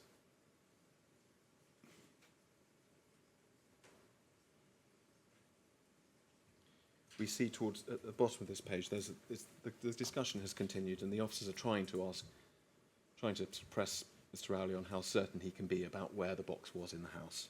Yes. We see 3 lines up from the bottom of page 24. From what I'm understanding, you know you brought it into the house, but you don't know where it ended up. No. Once you brought it in. Can't be far. And then just the discussion continues down the next page.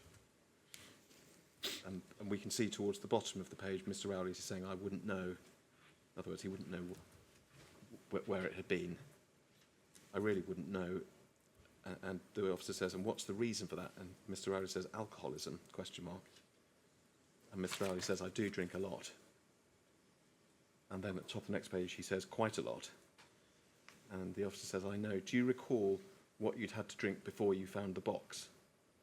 And Mr. Rowley says, probably quite a lot. And then he's asked, okay, Charlie, what's quite a lot in your opinion? And he says, probably like 3 bottles of wine and about 4 bottles of beer. The officers repeat that. And then we see that Mr. Rowley explains 9% beer. And the officer says, okay, and do you believe that's the reason for you not remembering? And Mr. Rowley says, well, I'm not saying that's why I don't remember, because that's a poor excuse. I'm just saying I was probably drunk. We touched on this Yes. at the start, Commander Murphy, but there is clearly, this is part of the difficulty with Mr. Rowley recalling where he found the box and when. Yes, and much like the rest of the interview, actually. So when he's referring to 9% beer, sir, and the wine, I suspect that's more of a general recollection as opposed to a specific one linked to the box. So I think he's piecing together what he would normally do and putting that into this process. But it does take us back to a point you mentioned before the break, which is, I mean, we are going to the parts of the transcript which address the question of where he found the box. Yes. We are missing, because we've already looked at them, the Yes. parts of the transcripts which talk about the events of the Saturday morning. But just like the issue around him finding the box, most of these interviews, they go back to that issue, the questions around the events of that Saturday morning. Yes. And there is a contrast, because when they do keep going back to the events of the Saturday morning, Mr. Rowley does give a fairly consistent account. Yes. There are some discrepancies, how many pieces of plastic he remembers seeing, or the exact Absolutely. sequence of events. But broadly Yeah. speaking, a consistent account, in contrast, as we'll see, to the question of the circumstances of the box. Correct. Absolutely.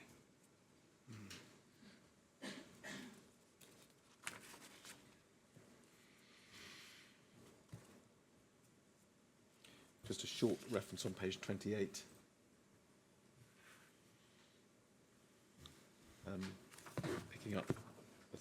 looked at, you see about 4 lines down, the officer says, so when you brought the box into the house, what's the next thing you remember about that box? Mr. Rowley says, I don't remember giving it to her straight away. And he's asked, how long after do you think it was? And Mr. Rowley says, I believe it might have been the next day. And the officer says, okay, so the next day.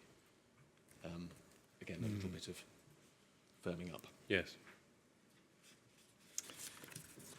That then is all I was going to ask you about that interview. The rest of the interview is all about the Saturday morning. There was then a further interview, was there not, on the day after? So we're now, I think, on to the Sunday, the 15th. Yes, correct. And so if we could go to the transcript of that interview, please. It's INQ 003114. And this interview starts, we've already noted it's the same interviewing officers throughout this sequence. Yes. And this interview starts with a sort of summary of how far they'd got. If we can go to the second page, please.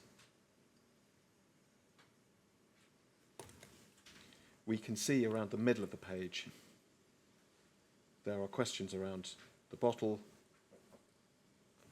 and thank you. So the long question that's towards the lower of the 2 long questions we see on the screen now. Yes.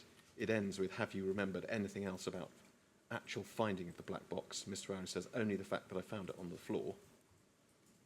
And we can see below that, he says, it could have been in Amesbury, it could have been in Salisbury. And then VN703 says, I understand that, and you've said from really the very beginning, I appreciate that.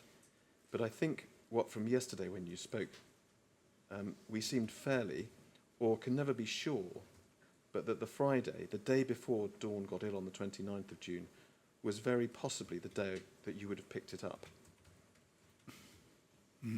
Is that a slight overstatement of... Yes, yes, it's an overstatement of what was said the day before. So the reality is, we've seen the 2 previous interviews. It was more a suggestion amongst other things and a probing of that suggestion, which seemed to solidify it. And so that summary is slightly overcommitting from the day before. All of this is really about trying to encourage Charlie, so I think, to probe. But given Charlie's circumstances that we've talked about, the challenge here is that, mentioning specific dates is of course, enabling Charlie to remember that date and focus specifically on it with any account that he gives. We shouldn't perhaps overlook, Commander, that one of the reasons why there was a desire not to simply leave the evidence in, well, he just can't remember, that there was a real desire, if possible, to find that spot in case there was any more Novichok there. Yes, look, I think, to be truthful, there were more interviews than you might ordinarily give a victim in this circumstance, sir. Whilst the interviews, as per the interview advisor strategy, only ever lasted around an hour, they were the maximum given as a result of his well-being. There's one, I think, that went slightly over, but the reality is this was really about trying in every way possible to uncover where Charlie would have found the Novichok. I think what we've seen and are about to see again here in the third interview is actually Charlie really just cannot remember. And so the officers are continually probing and picking up on things to try to get to that point where we can answer that public health question. Where was the Novichok found, and is there anything else we need to do here to protect the public? Yeah. In fact, this interview is largely about the events of the Friday and going to Queen Elizabeth Gardens and so on. Yeah. There were a couple of references within that. If we could go to page 6, please. The officers, of course, being counter-terrorism police officers, weren't familiar with Salisbury. No. And they therefore asked him to explain more about Queen Elizabeth Gardens. He talks about the ice cream van. But if we could look towards the bottom of this page, please, just underneath where it says 10 minutes on the left. Or, in fact, the question immediately above that, the officer says, is there anything you can do to help us kind of identify whereabouts you may have sat by the river? And Mr. Rowley says, okay, as you go ahead towards the car park, you've got the public toilets. Yeah, we'd walk past that area and walk straight in that direction towards the water. Of course, we've heard some evidence about the public toilets. Yes. And if we go on to page 9,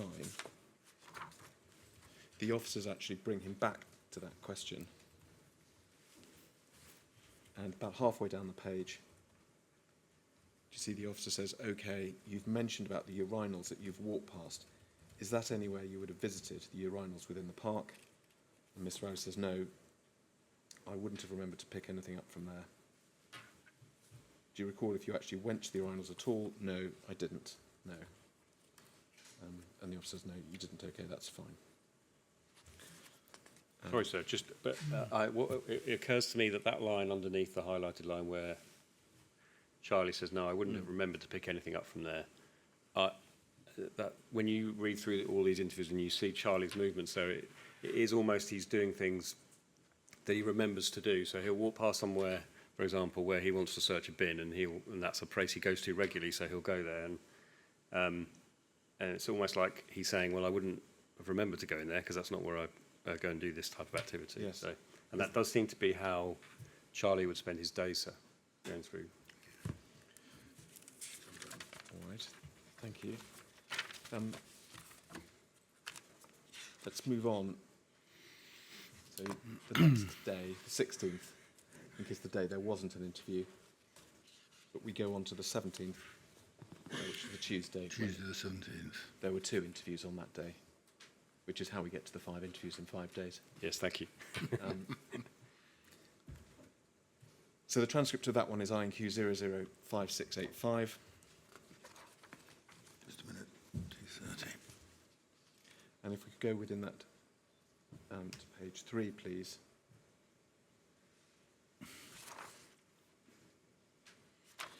And towards the bottom of this page, again, the discussion is about the Friday and Saturday.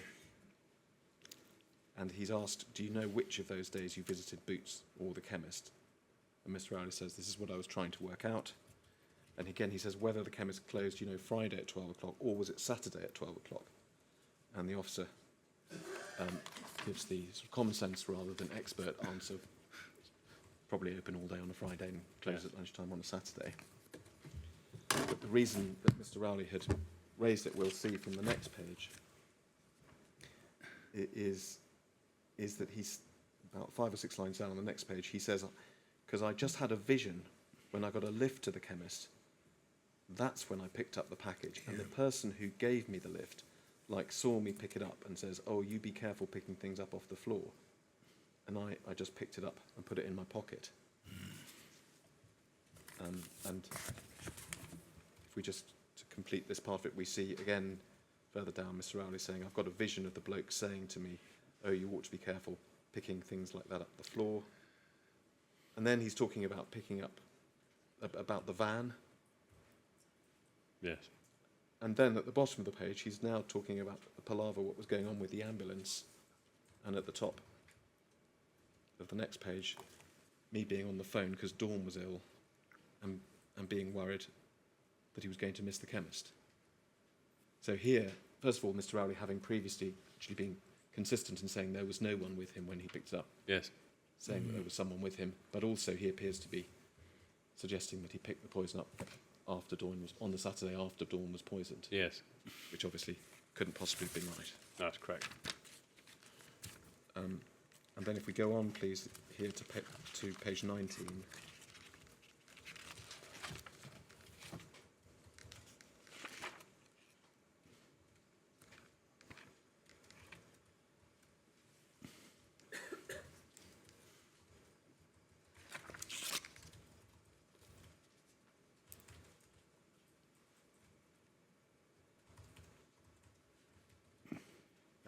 He's asked about this same recollection about Ben telling him to be careful. Towards the bottom of the page, it said, "Okay, you've told me about the broken memory where Ben has said to you, you need to be careful picking things up the floor." And he's asked whether he remembers that clearly, and he says it might have been because it fell out of my pocket It's just, oh, what's that? Going over to the next page, because I might have said, oh, it was something I'd found. Maybe that's where the conversation may have, jumped into my head. And if we look down, he says, well, it might already have been in his pocket. And he's asked, do you know that for sure? And he says, no. And we see the officer says, it's just whatever your recollection is. And he says, I don't have one. And he says, I wish I did, I really do.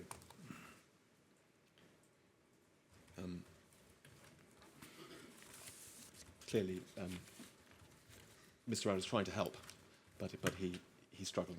Yes, I think much like the last interview, he's piecing together things that he does or has done and can remember doing either on a routine or regular basis, and translating that into this might be a relevant thing for me to tell the officers. So, again, by the time I got to the end of this interview, I was of much of the same opinion. Is actually it's very, very difficult to tie down. And we see at the bottom of this page we're just looking at, Mr. Rowley comes back to the idea that Sam may have been involved. Yes. And the officers say, well, we've been down that road. It's actually at this point, and we will see, that the idea that it may have been picked up or taken out of a bin in Salisbury first emerges. So if we go on to the next page. He's asked at the top, do you remember any other broken bits of memory? And Miss Rowe says, a lot of time I go to, I can't remember the car park now, it's behind the cash converters, it's a charity shop place. He talks about there being bins down there, I find quite a lot of things in there. He says, I may have picked something out of there, far end near the pub. The first time he mentions it, it's equivocal. And if we...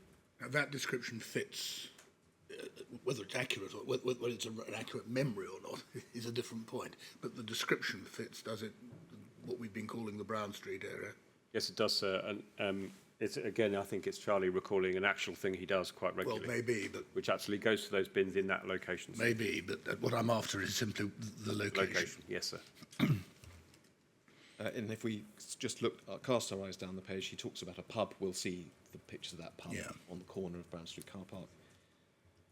Clarifies that it's Salisbury. And again, at the very bottom of the page, he says, I may have picked up from there the day before. If we scroll over, please. He's asked how often he goes. He talks about finding a lot of treasures there. And then, yes, about 5 lines down on the screen, he's asked, do you have any recollection of maybe pulling it out of that wheelie bin then? He says, not really. I'm just thinking that's a possibility.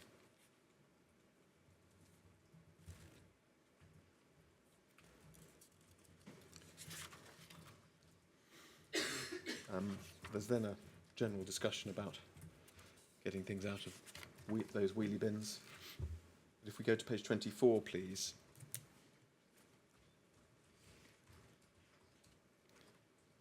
See, just second line down. What's the last time you remember definitely going into that wheelie bin? He says, I don't. Would you be able to tell me whether it's every day you go? And he says, no, it would probably have been, it may well have been if I'd stayed at Dawn's. If I'd stayed at Dawn's the night before, in fact, is what he's Yes. saying, yeah. And we'll see further down, he says it's a good possibility. And towards the bottom of that page, to be fair to Mr. Rowley, he goes back to his idea about it falling out of the pocket on the Saturday morning and saying, that doesn't make sense either with it falling out of my pocket, because she would already have been poisoned and we were already on our way to the chemist. And then if we go on to the next page, page 25, please. By that stage, of course, there have been various possibilities floated, the picking it up on the floor in Amesbury, or did it fall out of his pocket? Yes. And now discussion about wheelie bins. If we go to the bottom of that page, you see the officer 3 lines up saying, but out of all the scenarios you've given us, is there any one of them that feels more likely, as in you're more sure that I do really think that's what's happened? And Mr. Rowley says, I can't think. I really can't. And he's then wondering about whether it may have been a bank holiday. Yes. I won't ask you whether it was or not. Sorry, yes.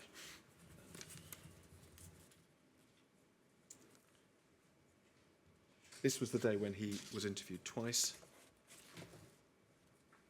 So if we could go to, please, now, INQ 003115. It's later in that same day. And we can see towards the bottom of the first page, the officers say that they just want to cover again. You know, we talked about the wheelie bins. You talked about going into the wheelie bins. And he's asked if there's any other type of bin you would rummage around in. He says maybe the back of cash converters. Cash converters is one of the properties that backs onto the Brown Street car park. Yes, I believe it is, yes. Yeah.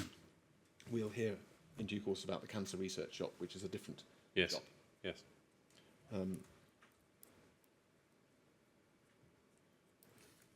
he's then asked about which bins in that area. And you see towards the bottom of the page, he's asked anywhere else. In other words, are there other bins other than those wheelie bins he'd identified Yes. in Brown Street car park that he takes material out of? And he says no. And the question is, you don't do street bins or anything like that? No. And then at the bottom, he says just charity shop ones. I'm just going to betray my ignorance, Mr. Murphy, but cash converters, second-hand shop of some sort? Yeah, so you take items in there, so they buy them from you and give you cash for them, often perhaps not to their real value, and then Right. you can leave with cash. So, Yeah. and then But is it a charity? no, it's not a charity shop. No, no. And then just going over the top of the next page, having been asked about charity shop and cash converters, he says, yeah, it's generally the charity shop ones we find the treasures. He's asked whether he does skips. He says, no, I don't usually do skips. So Don't usually do. the account there then is that there are certain bins Yes. that he will look in, but not street bins, not skips. We may come back to this, but was that consistent with your investigations? So no, actually, we found Charlie does go to quite a few locations, and can often be found searching a bin or searching property left outside of a shop, for example, and bins in different parts of the town as well. But I think his recollection is partially correct in that he does seem to prefer those charity bins, the big wheelie bins that come at the back of commercial premises. But that's not just in one area. He seems to spread himself around the town doing this.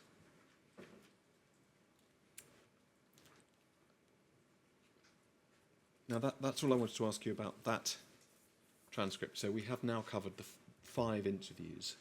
And is it right that that was, in fact, the last interview that took place before Mr. Rowley left hospital? Yes. There is one further document we can look at which relates to Mr. Rowley's stay in hospital. And if we could go, please, to INQ 000750.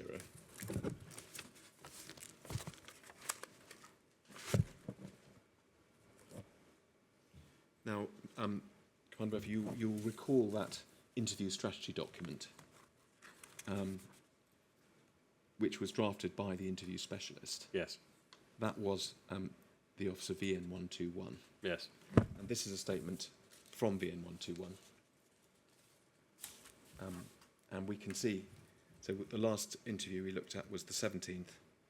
This relates to a conversation that VN121 had, we can see from the text, at Salisbury District Hospital with Charlie Rowley on Friday the 20th of July. And I think we will see from other documents that that was actually the day he was discharged. Yes.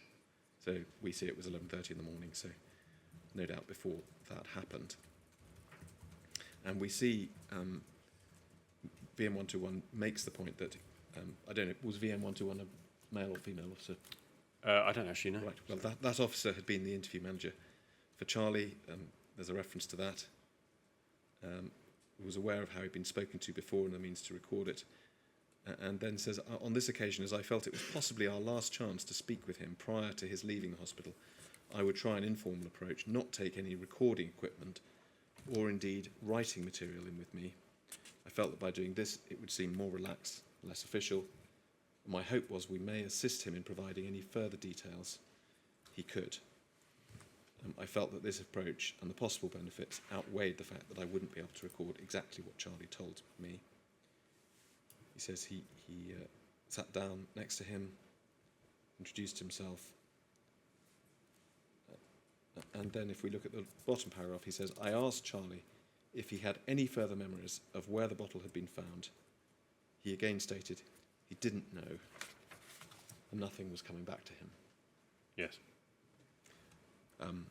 There are then some further questions about the details of the bottle itself and the events of the Saturday morning. But that appears to be what Charlie told VN 121 that morning in this slightly different type of exchange. Yes.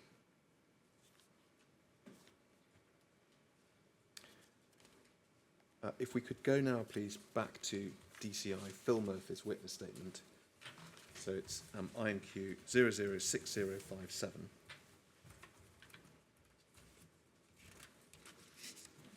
On page 30, please. 30. 30. Thank you. Yes. So if we look at paragraph 131, DCI Murphy refers to the fact we've just mentioned that it was on the 20th of July that Charlie Rowley was discharged. And he then says that on the 24th of July, ITV broadcast an interview with Charlie Rowley in which he described the bottle which he removed from a cellophane wrapper and a pump dispenser. And an article published on the same day, I think we may see that that was in the Daily Mirror, Yes, I think so. reported that, quote, he had found a sealed box in a cellophane wrapper containing a perfume bottle some days earlier and had kept it at his Amesbury home before handing it to his partner. He explained how he struggled to remember where he'd originally found the item. Reference to further records of the interview being published by other news organisations, which suggests he was still unclear whether he found the bottle in Salisbury or Amesbury, and he had it for a couple of days. And then a further broadcast 2 days later by ITV, and that was appears to have been a video interview with Charlie Rowley, where he said he was very vague as to where I found it. I don't have any memory of finding it at all. And then there's a reference to Charlie Rowley being driven round Salisbury to see if he could remember anything about where he found the bottle, and saying it was possible that he found it in a bin while looking for discarded treasures at the back of some shops in the centre of Salisbury a couple of days before giving it to Dawn Sturgess. Driven round Salisbury by whom? Do we know? By ITV News. By the news. Yes. I see. And he was taken to other locations, said he was confident he didn't find it in Queen Elizabeth Gardens, the Maltings, or John Baker House on Muggleton Road. And paragraph 133, I understand that ITN paid Charlie Rowley for these interviews. We understand that to be the case, yes. So what is your reflection on that stage of this process? So he's already provided accounts to us, and clearly he's more equivocal in some parts of the media interview. For example, he was confident that he hadn't found it in some locations. That's a slight change from where we were with our interviews. So, and whilst we were not about to drive Charlie round, his recall was insufficient to do that, and our concern would have been that clearly driving him round, so he would have pointed at places he often went to rather than... Yeah. So, but this did generate the need to go back and speak to Charlie then to clarify the points that, of course, he's made in the media interview. So we can see from paragraph 134 that DCI Murphy goes on, much as you have done, to say that counter-terrorism police had not adopted that approach of driving him around Salisbury. We'll come to see that they did, in fact, take him to the Brown Street car park. They did. But do I understand you to say there's a difference between taking him to a particular place on the one hand and taking him on a tour on the other? Yes. Well, I mean, I think both things are a challenge for Charlie because he clearly remembers things he does regularly. So that was one of our concerns. We didn't want to take him to specific locations and or times of days, or we want to rely on his recall to try and help us. So when ITV did this, clearly he indicated a number of different things to them than he'd said in our interview. So really important that we spoke to him. I mean, does it come back to the point we discussed right at the start that he was a suggestible witness? Yes, and I don't think with good recall at all. And what about payment? Is that a factor? I mean, so it's potentially a factor for Charlie's lifestyle, yes, and clearly we, under no circumstances, would be paying a witness in this respect. So, but of course, there is an element of him receiving money for his account that would be a factor in any conversations we had with him. Thank you. Now,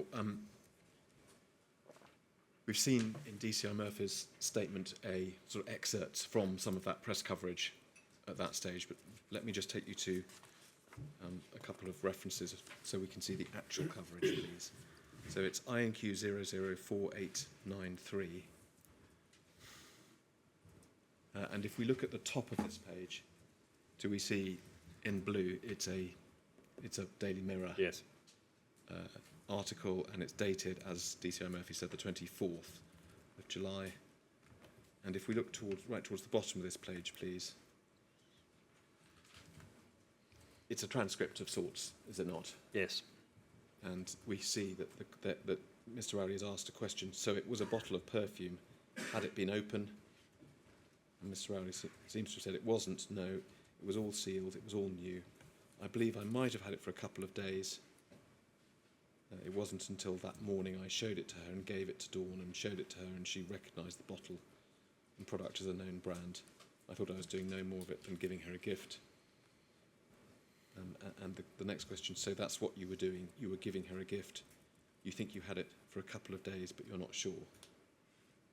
He says, I believe so. We were in Salisbury the night before. Everything's a little bit vague where I found it. I believe it may have been in the Salisbury area or possibly Amesbury. I'm not sure. It was a cosmetic bottle.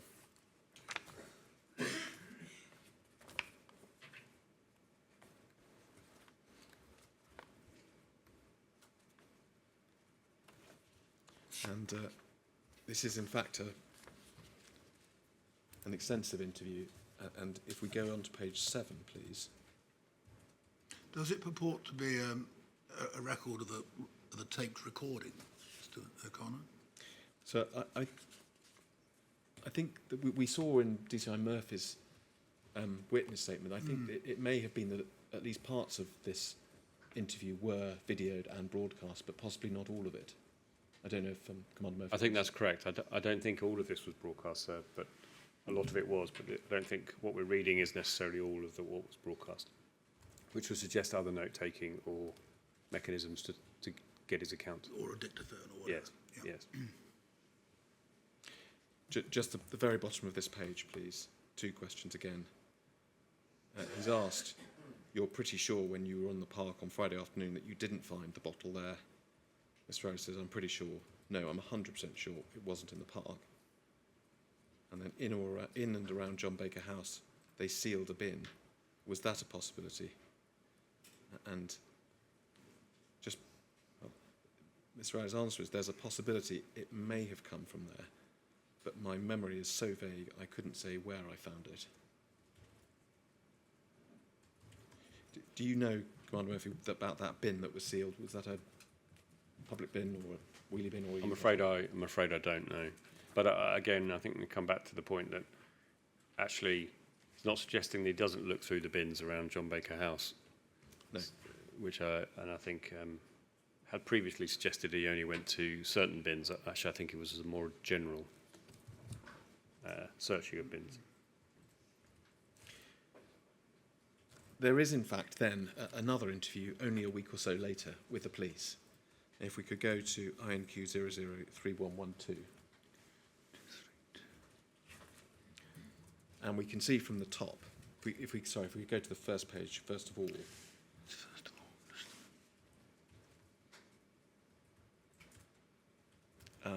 We see the date, the 1st of August, and yes. of course, we know he's now been discharged from hospital, so this is in fact taking place in a private room at Salisbury Library. Yes.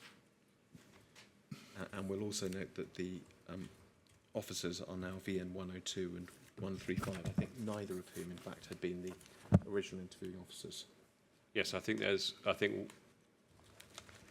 forgive me, I believe one of them was the original, but anyway, yes, you might be right. Am I imagining that 102 rings a bell, Mr. O'Connor? Well, they're all such poetic names, so you have to remember them. Quite.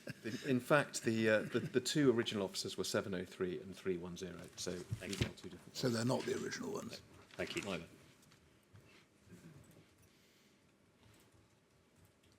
But if we could now just go to page 43, please.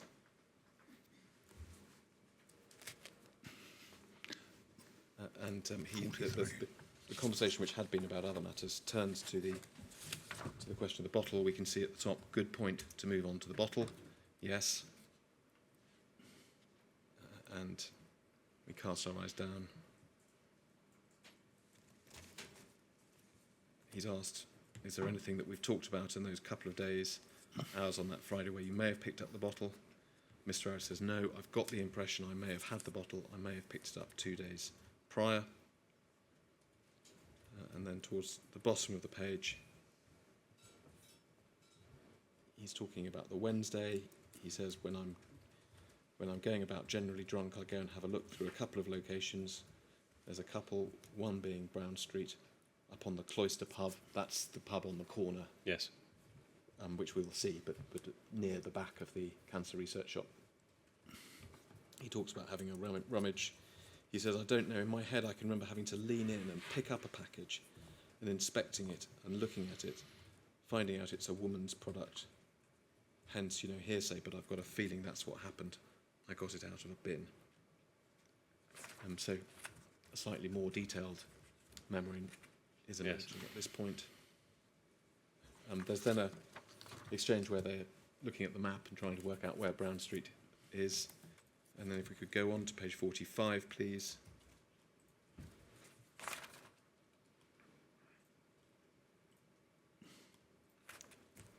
They identify, we can see Brown Street. There's a reference, just casting our eyes down to the Cloister Bar pub. And go on to page 46, please, at the top. Police officer says, and he said you regularly go there. Mr. Rowley agrees for a rummage.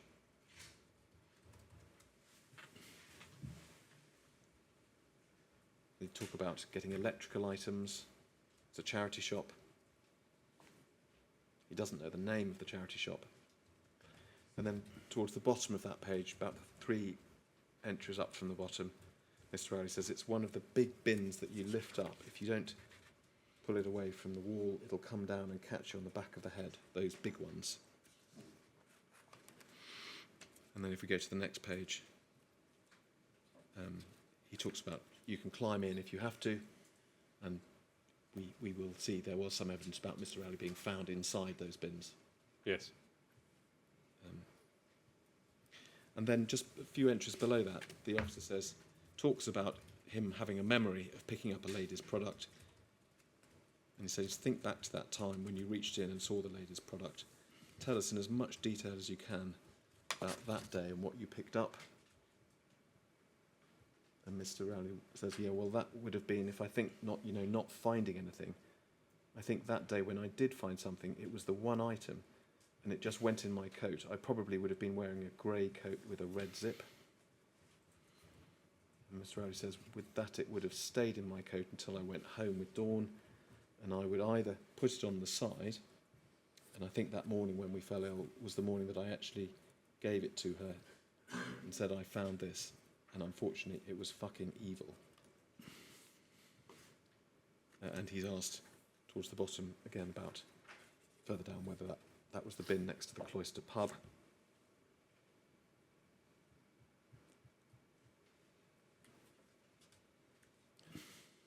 And if we go over the page, there's a reference to another of Mr. Rowley's bins outside the Bernardo's.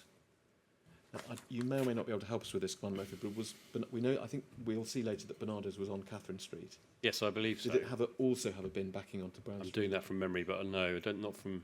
So it might have been on the other Yes, side of it Catherine might have been Street. the other side. Yes. If you look at 48, Mr. Murphy, Yes. we've got the question of going back to the Friday, saying you were talking about the Friday to begin with. Well, we've dealt with that. And then he says this, yes, I get the impression, because there doesn't seem to be any traces of me going into any bins, is it, on those days? Yes. Had there been some kind of, well, first of all, had there been some kind of investigation about whether there were any sightings of him? And secondly, had he been told about them?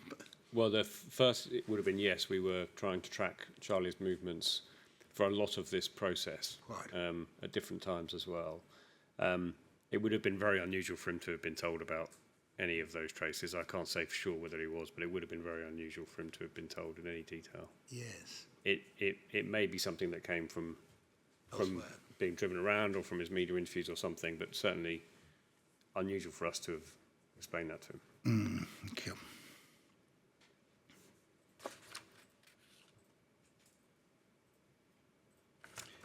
Well, just lastly on this, if we go to the bottom of page 49, please.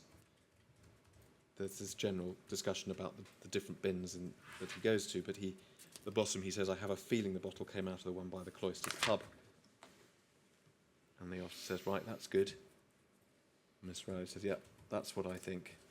Because I didn't come back with anything else. I've got a vague memory. It was just a quick look in, rummage. I think the reason why I remember is because the package was at the bottom, and again I had to hop up, lean in, legs in the air, got it, looked at it, woman's well, Dawn will like that, put it in my pocket, and it stayed at that. We'll come back to this point, but Mr. Murphy, one of the accounts he gave in that section was about putting it in his coat pocket, Yes. the grey coat with a red zip, and of course, if he had found it a few days before the poisoning, then that would have been in sort of late June. Yes. And there's an issue there about whether he would have been wearing a coat at that hot time of the year. Yes, and I think actually the day before, on the Friday, we have some CCTV of Charlie in that general area, and it's obviously very hot weather, and he's wearing a short sleeve shirt rather than a jacket or. Well, there's some footage from the Brown Street car park that I will show you later, which in fact comes from a few days earlier in the week. Thank you.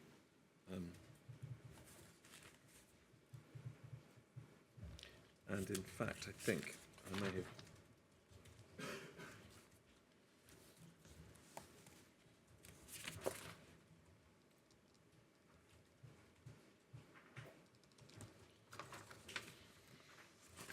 Yes.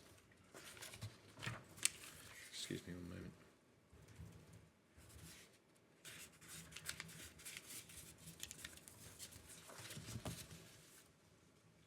Yes, if we could go on to page 58, please.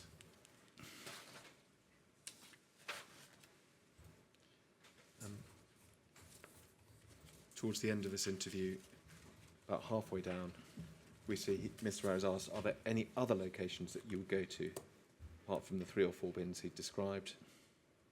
And he talks about there were other places, but due to the last incident with the Scripples, they've shut it off.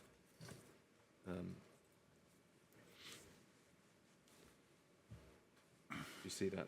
Yes, We'll hear some evidence about one such incident, will we not? we will.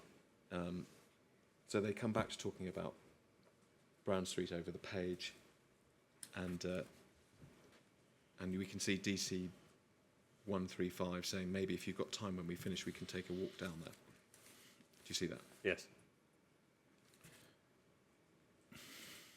And then if we just go over to page 60, please.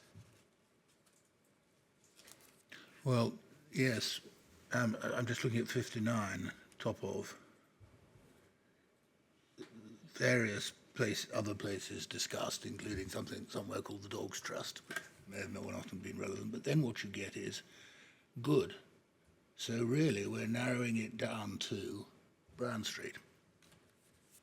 Yes, which I don't think is right, because clearly his recall is that he finds something, a female product in Brown Street, not when necessarily, but that he recalls finding something in there. But more broadly, so again, reinforcing the point that actually there are lots of other places he goes to.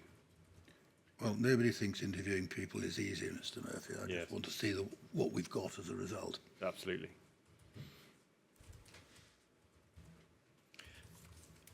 Yes, thank you. And page 60, please.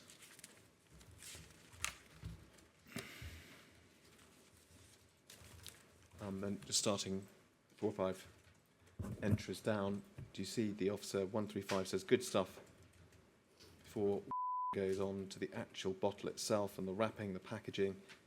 Is there any time that you can remember where you've just been walking along and go, oh, what's that?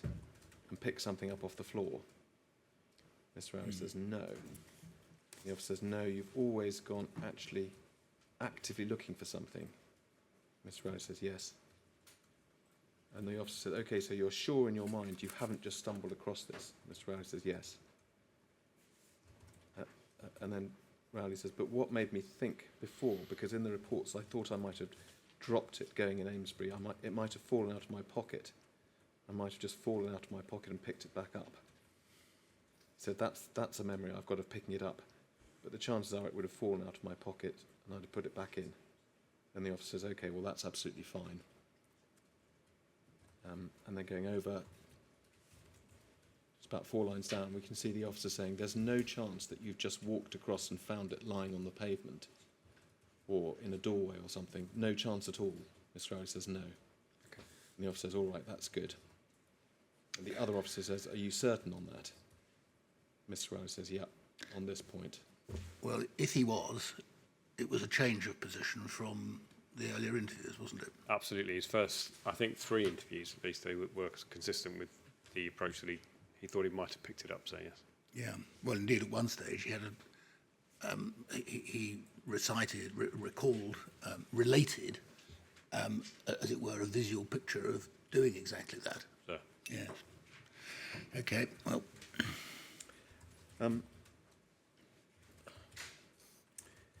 We saw a reference to them saying they might take a walk down there or something to that effect. Could we just please look at INQ 003120?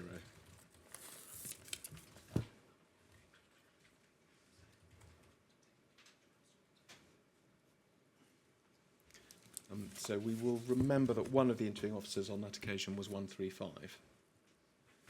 And this is by way of being a sort of a note. I think it may... 135, what, on this interview that we're looking at now? I'm sorry, if we scroll to the bottom, we can't quite see it on the screen. Can you see it says DC 135? Oh, that the pictures, yes. Yes. But the interview is 102 and 322, isn't it? I was just talking about the interviewing officers. I beg your And pardon. so the 2 new interviewing officers on the 1st of August, one of them was VN 135. Is that right? Yes. Well, I'm sure you're right, Mr. O'Connor, if you say so.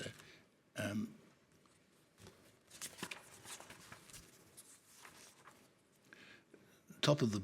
If we're still on 3112, are we? so if we could go back to the transcript if it helps. Mm-hmm. And you can see there in the redacted sections at the top. Yeah, 102 and 322.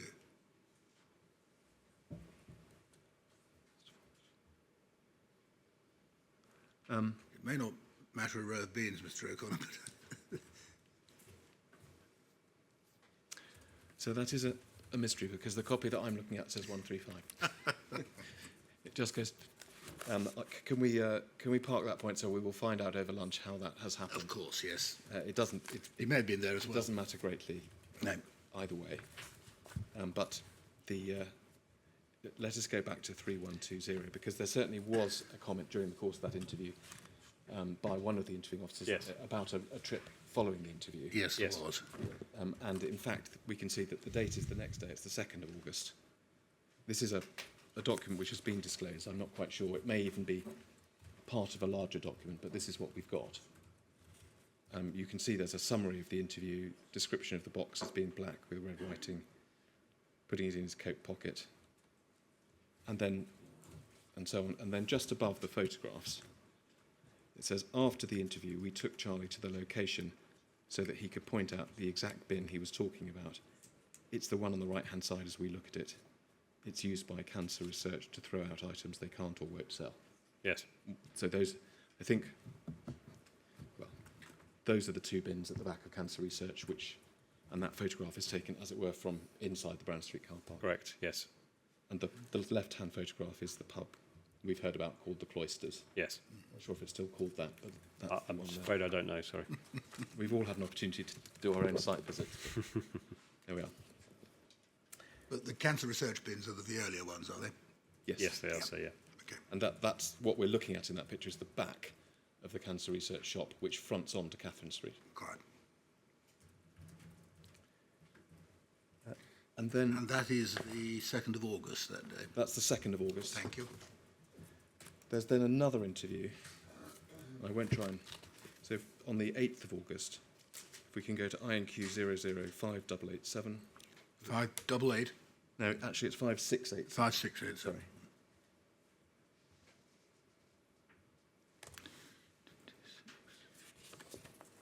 And in this one, if we could just go to page 36, please.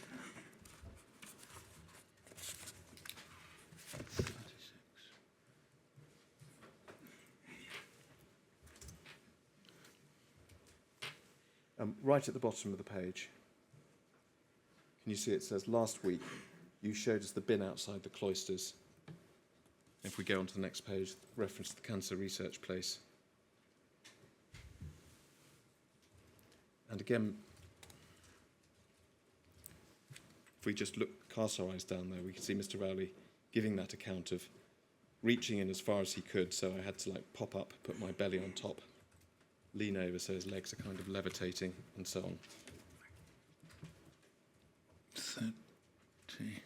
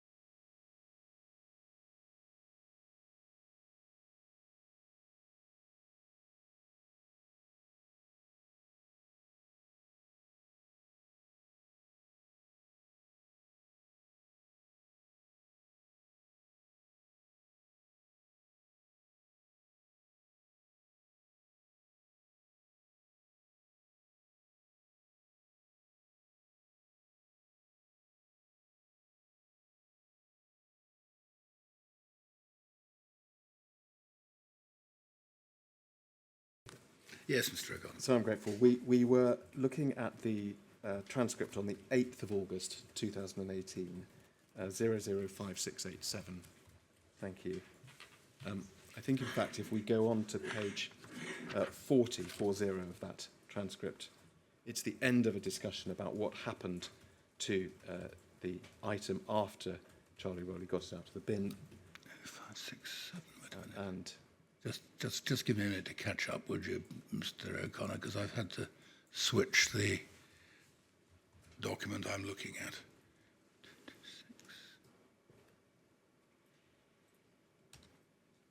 Page 40 of 5687. Is that where I'm going? yes, so if you could go up to the very top. Yeah. Well, let me find 40 first. So,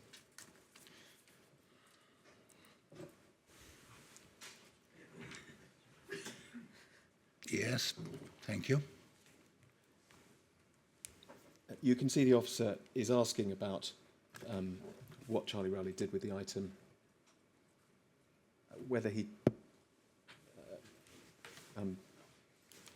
you can't recollect whether you took it off the side or took out of your coat pocket to give to her. And Mr. Rowley says, no, I couldn't say, probably just off the side, kitchen side. This is on the Saturday morning. And then important this, you don't remember how many days before that we found it. Is that right? And Mr. Rowley said, probably a couple of days. He said it wouldn't have been no more than that. And they talk about the fact it was Saturday when he gave it to her. And the officer says, so we're probably talking Thursday, Friday. And Mr. In fact, it's the officer in the end who says Thursday. So a short discussion about timings. Mm-hmm. And Commander Murphy, I think I'm right in saying there is then a 6-month or so break. So that was the 8th of August. There is another interview, but that doesn't come until February 2019. Yes. Can you help us with, tell us if you can or can't, but why was, as it were, why was there a delay? Why wasn't the interview process finished at that stage? Well, I can't say expressly, but I understand it would be because we were both looking towards an inquest and needing to secure a statement for that, the earlier inquest. But second of all, given the length of time, it would be quite natural to visit a significant witness like this and see if there'd anything else had occurred to them or refreshed their memory in any way. Yes. Thank you. So that... So it's not so much a question of delaying it as coming back. Just coming back to revisit, so yes. I follow. So that brings us then to INQ 003113. We can see from the front page that it is the 8th of February 2019.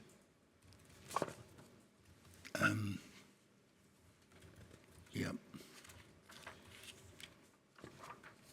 And if we go to page 2, please, there is, we see here, we can see just at the top, the officer says, so what I would like to do to start what I said we were keen to do, that is to try and understand from you, especially if you can remember how long you think you had that perfume in your possession for. Mr. Rowley says, I believe it to be 4 days, no longer than 4 days. And there's a reference to him having gone to one of his favourite bins. And then towards the bottom of the page, Mr. Rowley says, yeah, it just stayed on me in my pocket for a while. I got it out.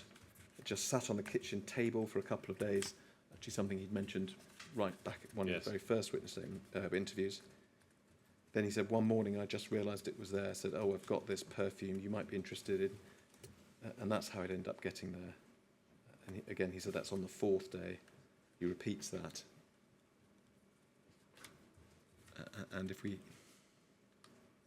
go over to the next page, there's a reference to the officers are referring to Wednesday and midweek.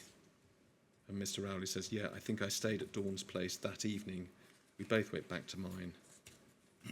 I said the perfume where it was, stayed at my place for a couple of days until I remembered it and gave it to her. Yeah, so if you look at page 2, immediately after, as it were, establishing the topic, going back to how long the perfume bottle had been had and so on, and he says, I believe it's 4 days, no longer than that, at the top of page 2, then, for reasons which one can perhaps understand, the questioning picks up the description of going to one of your favourite bins. Yes. And the remainder of the conversation is in that context, isn't it? Yes. Yes, Right. absolutely, sir. All right. In any event, we'll see then on page 3, a little below halfway down, he just says it would have been in my coat pocket from leaving Dawn's. She would have stayed at my house a couple of nights. It wasn't until Saturday morning I gave it to her. That we know to be true. Yes. And then if we go over the page, please. He talks about it staying in his coat pocket the whole time until he got to Amesbury, back to his place. He didn't give it to her till Saturday. He gave it to her to cheer her up.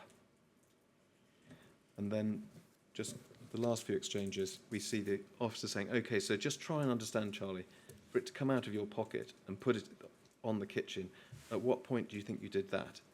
And he said, I haven't got a clue, really. It could have been 1 night, 2 nights, I don't know. I can't remember, I really can't. It didn't stay in my coat pocket the whole time. Probably, I don't know, I got it out as soon as I got back from Salisbury, maybe. I don't know, I can't say for sure. And the officer says, but you have said that wouldn't have stayed in your coat pocket the whole time.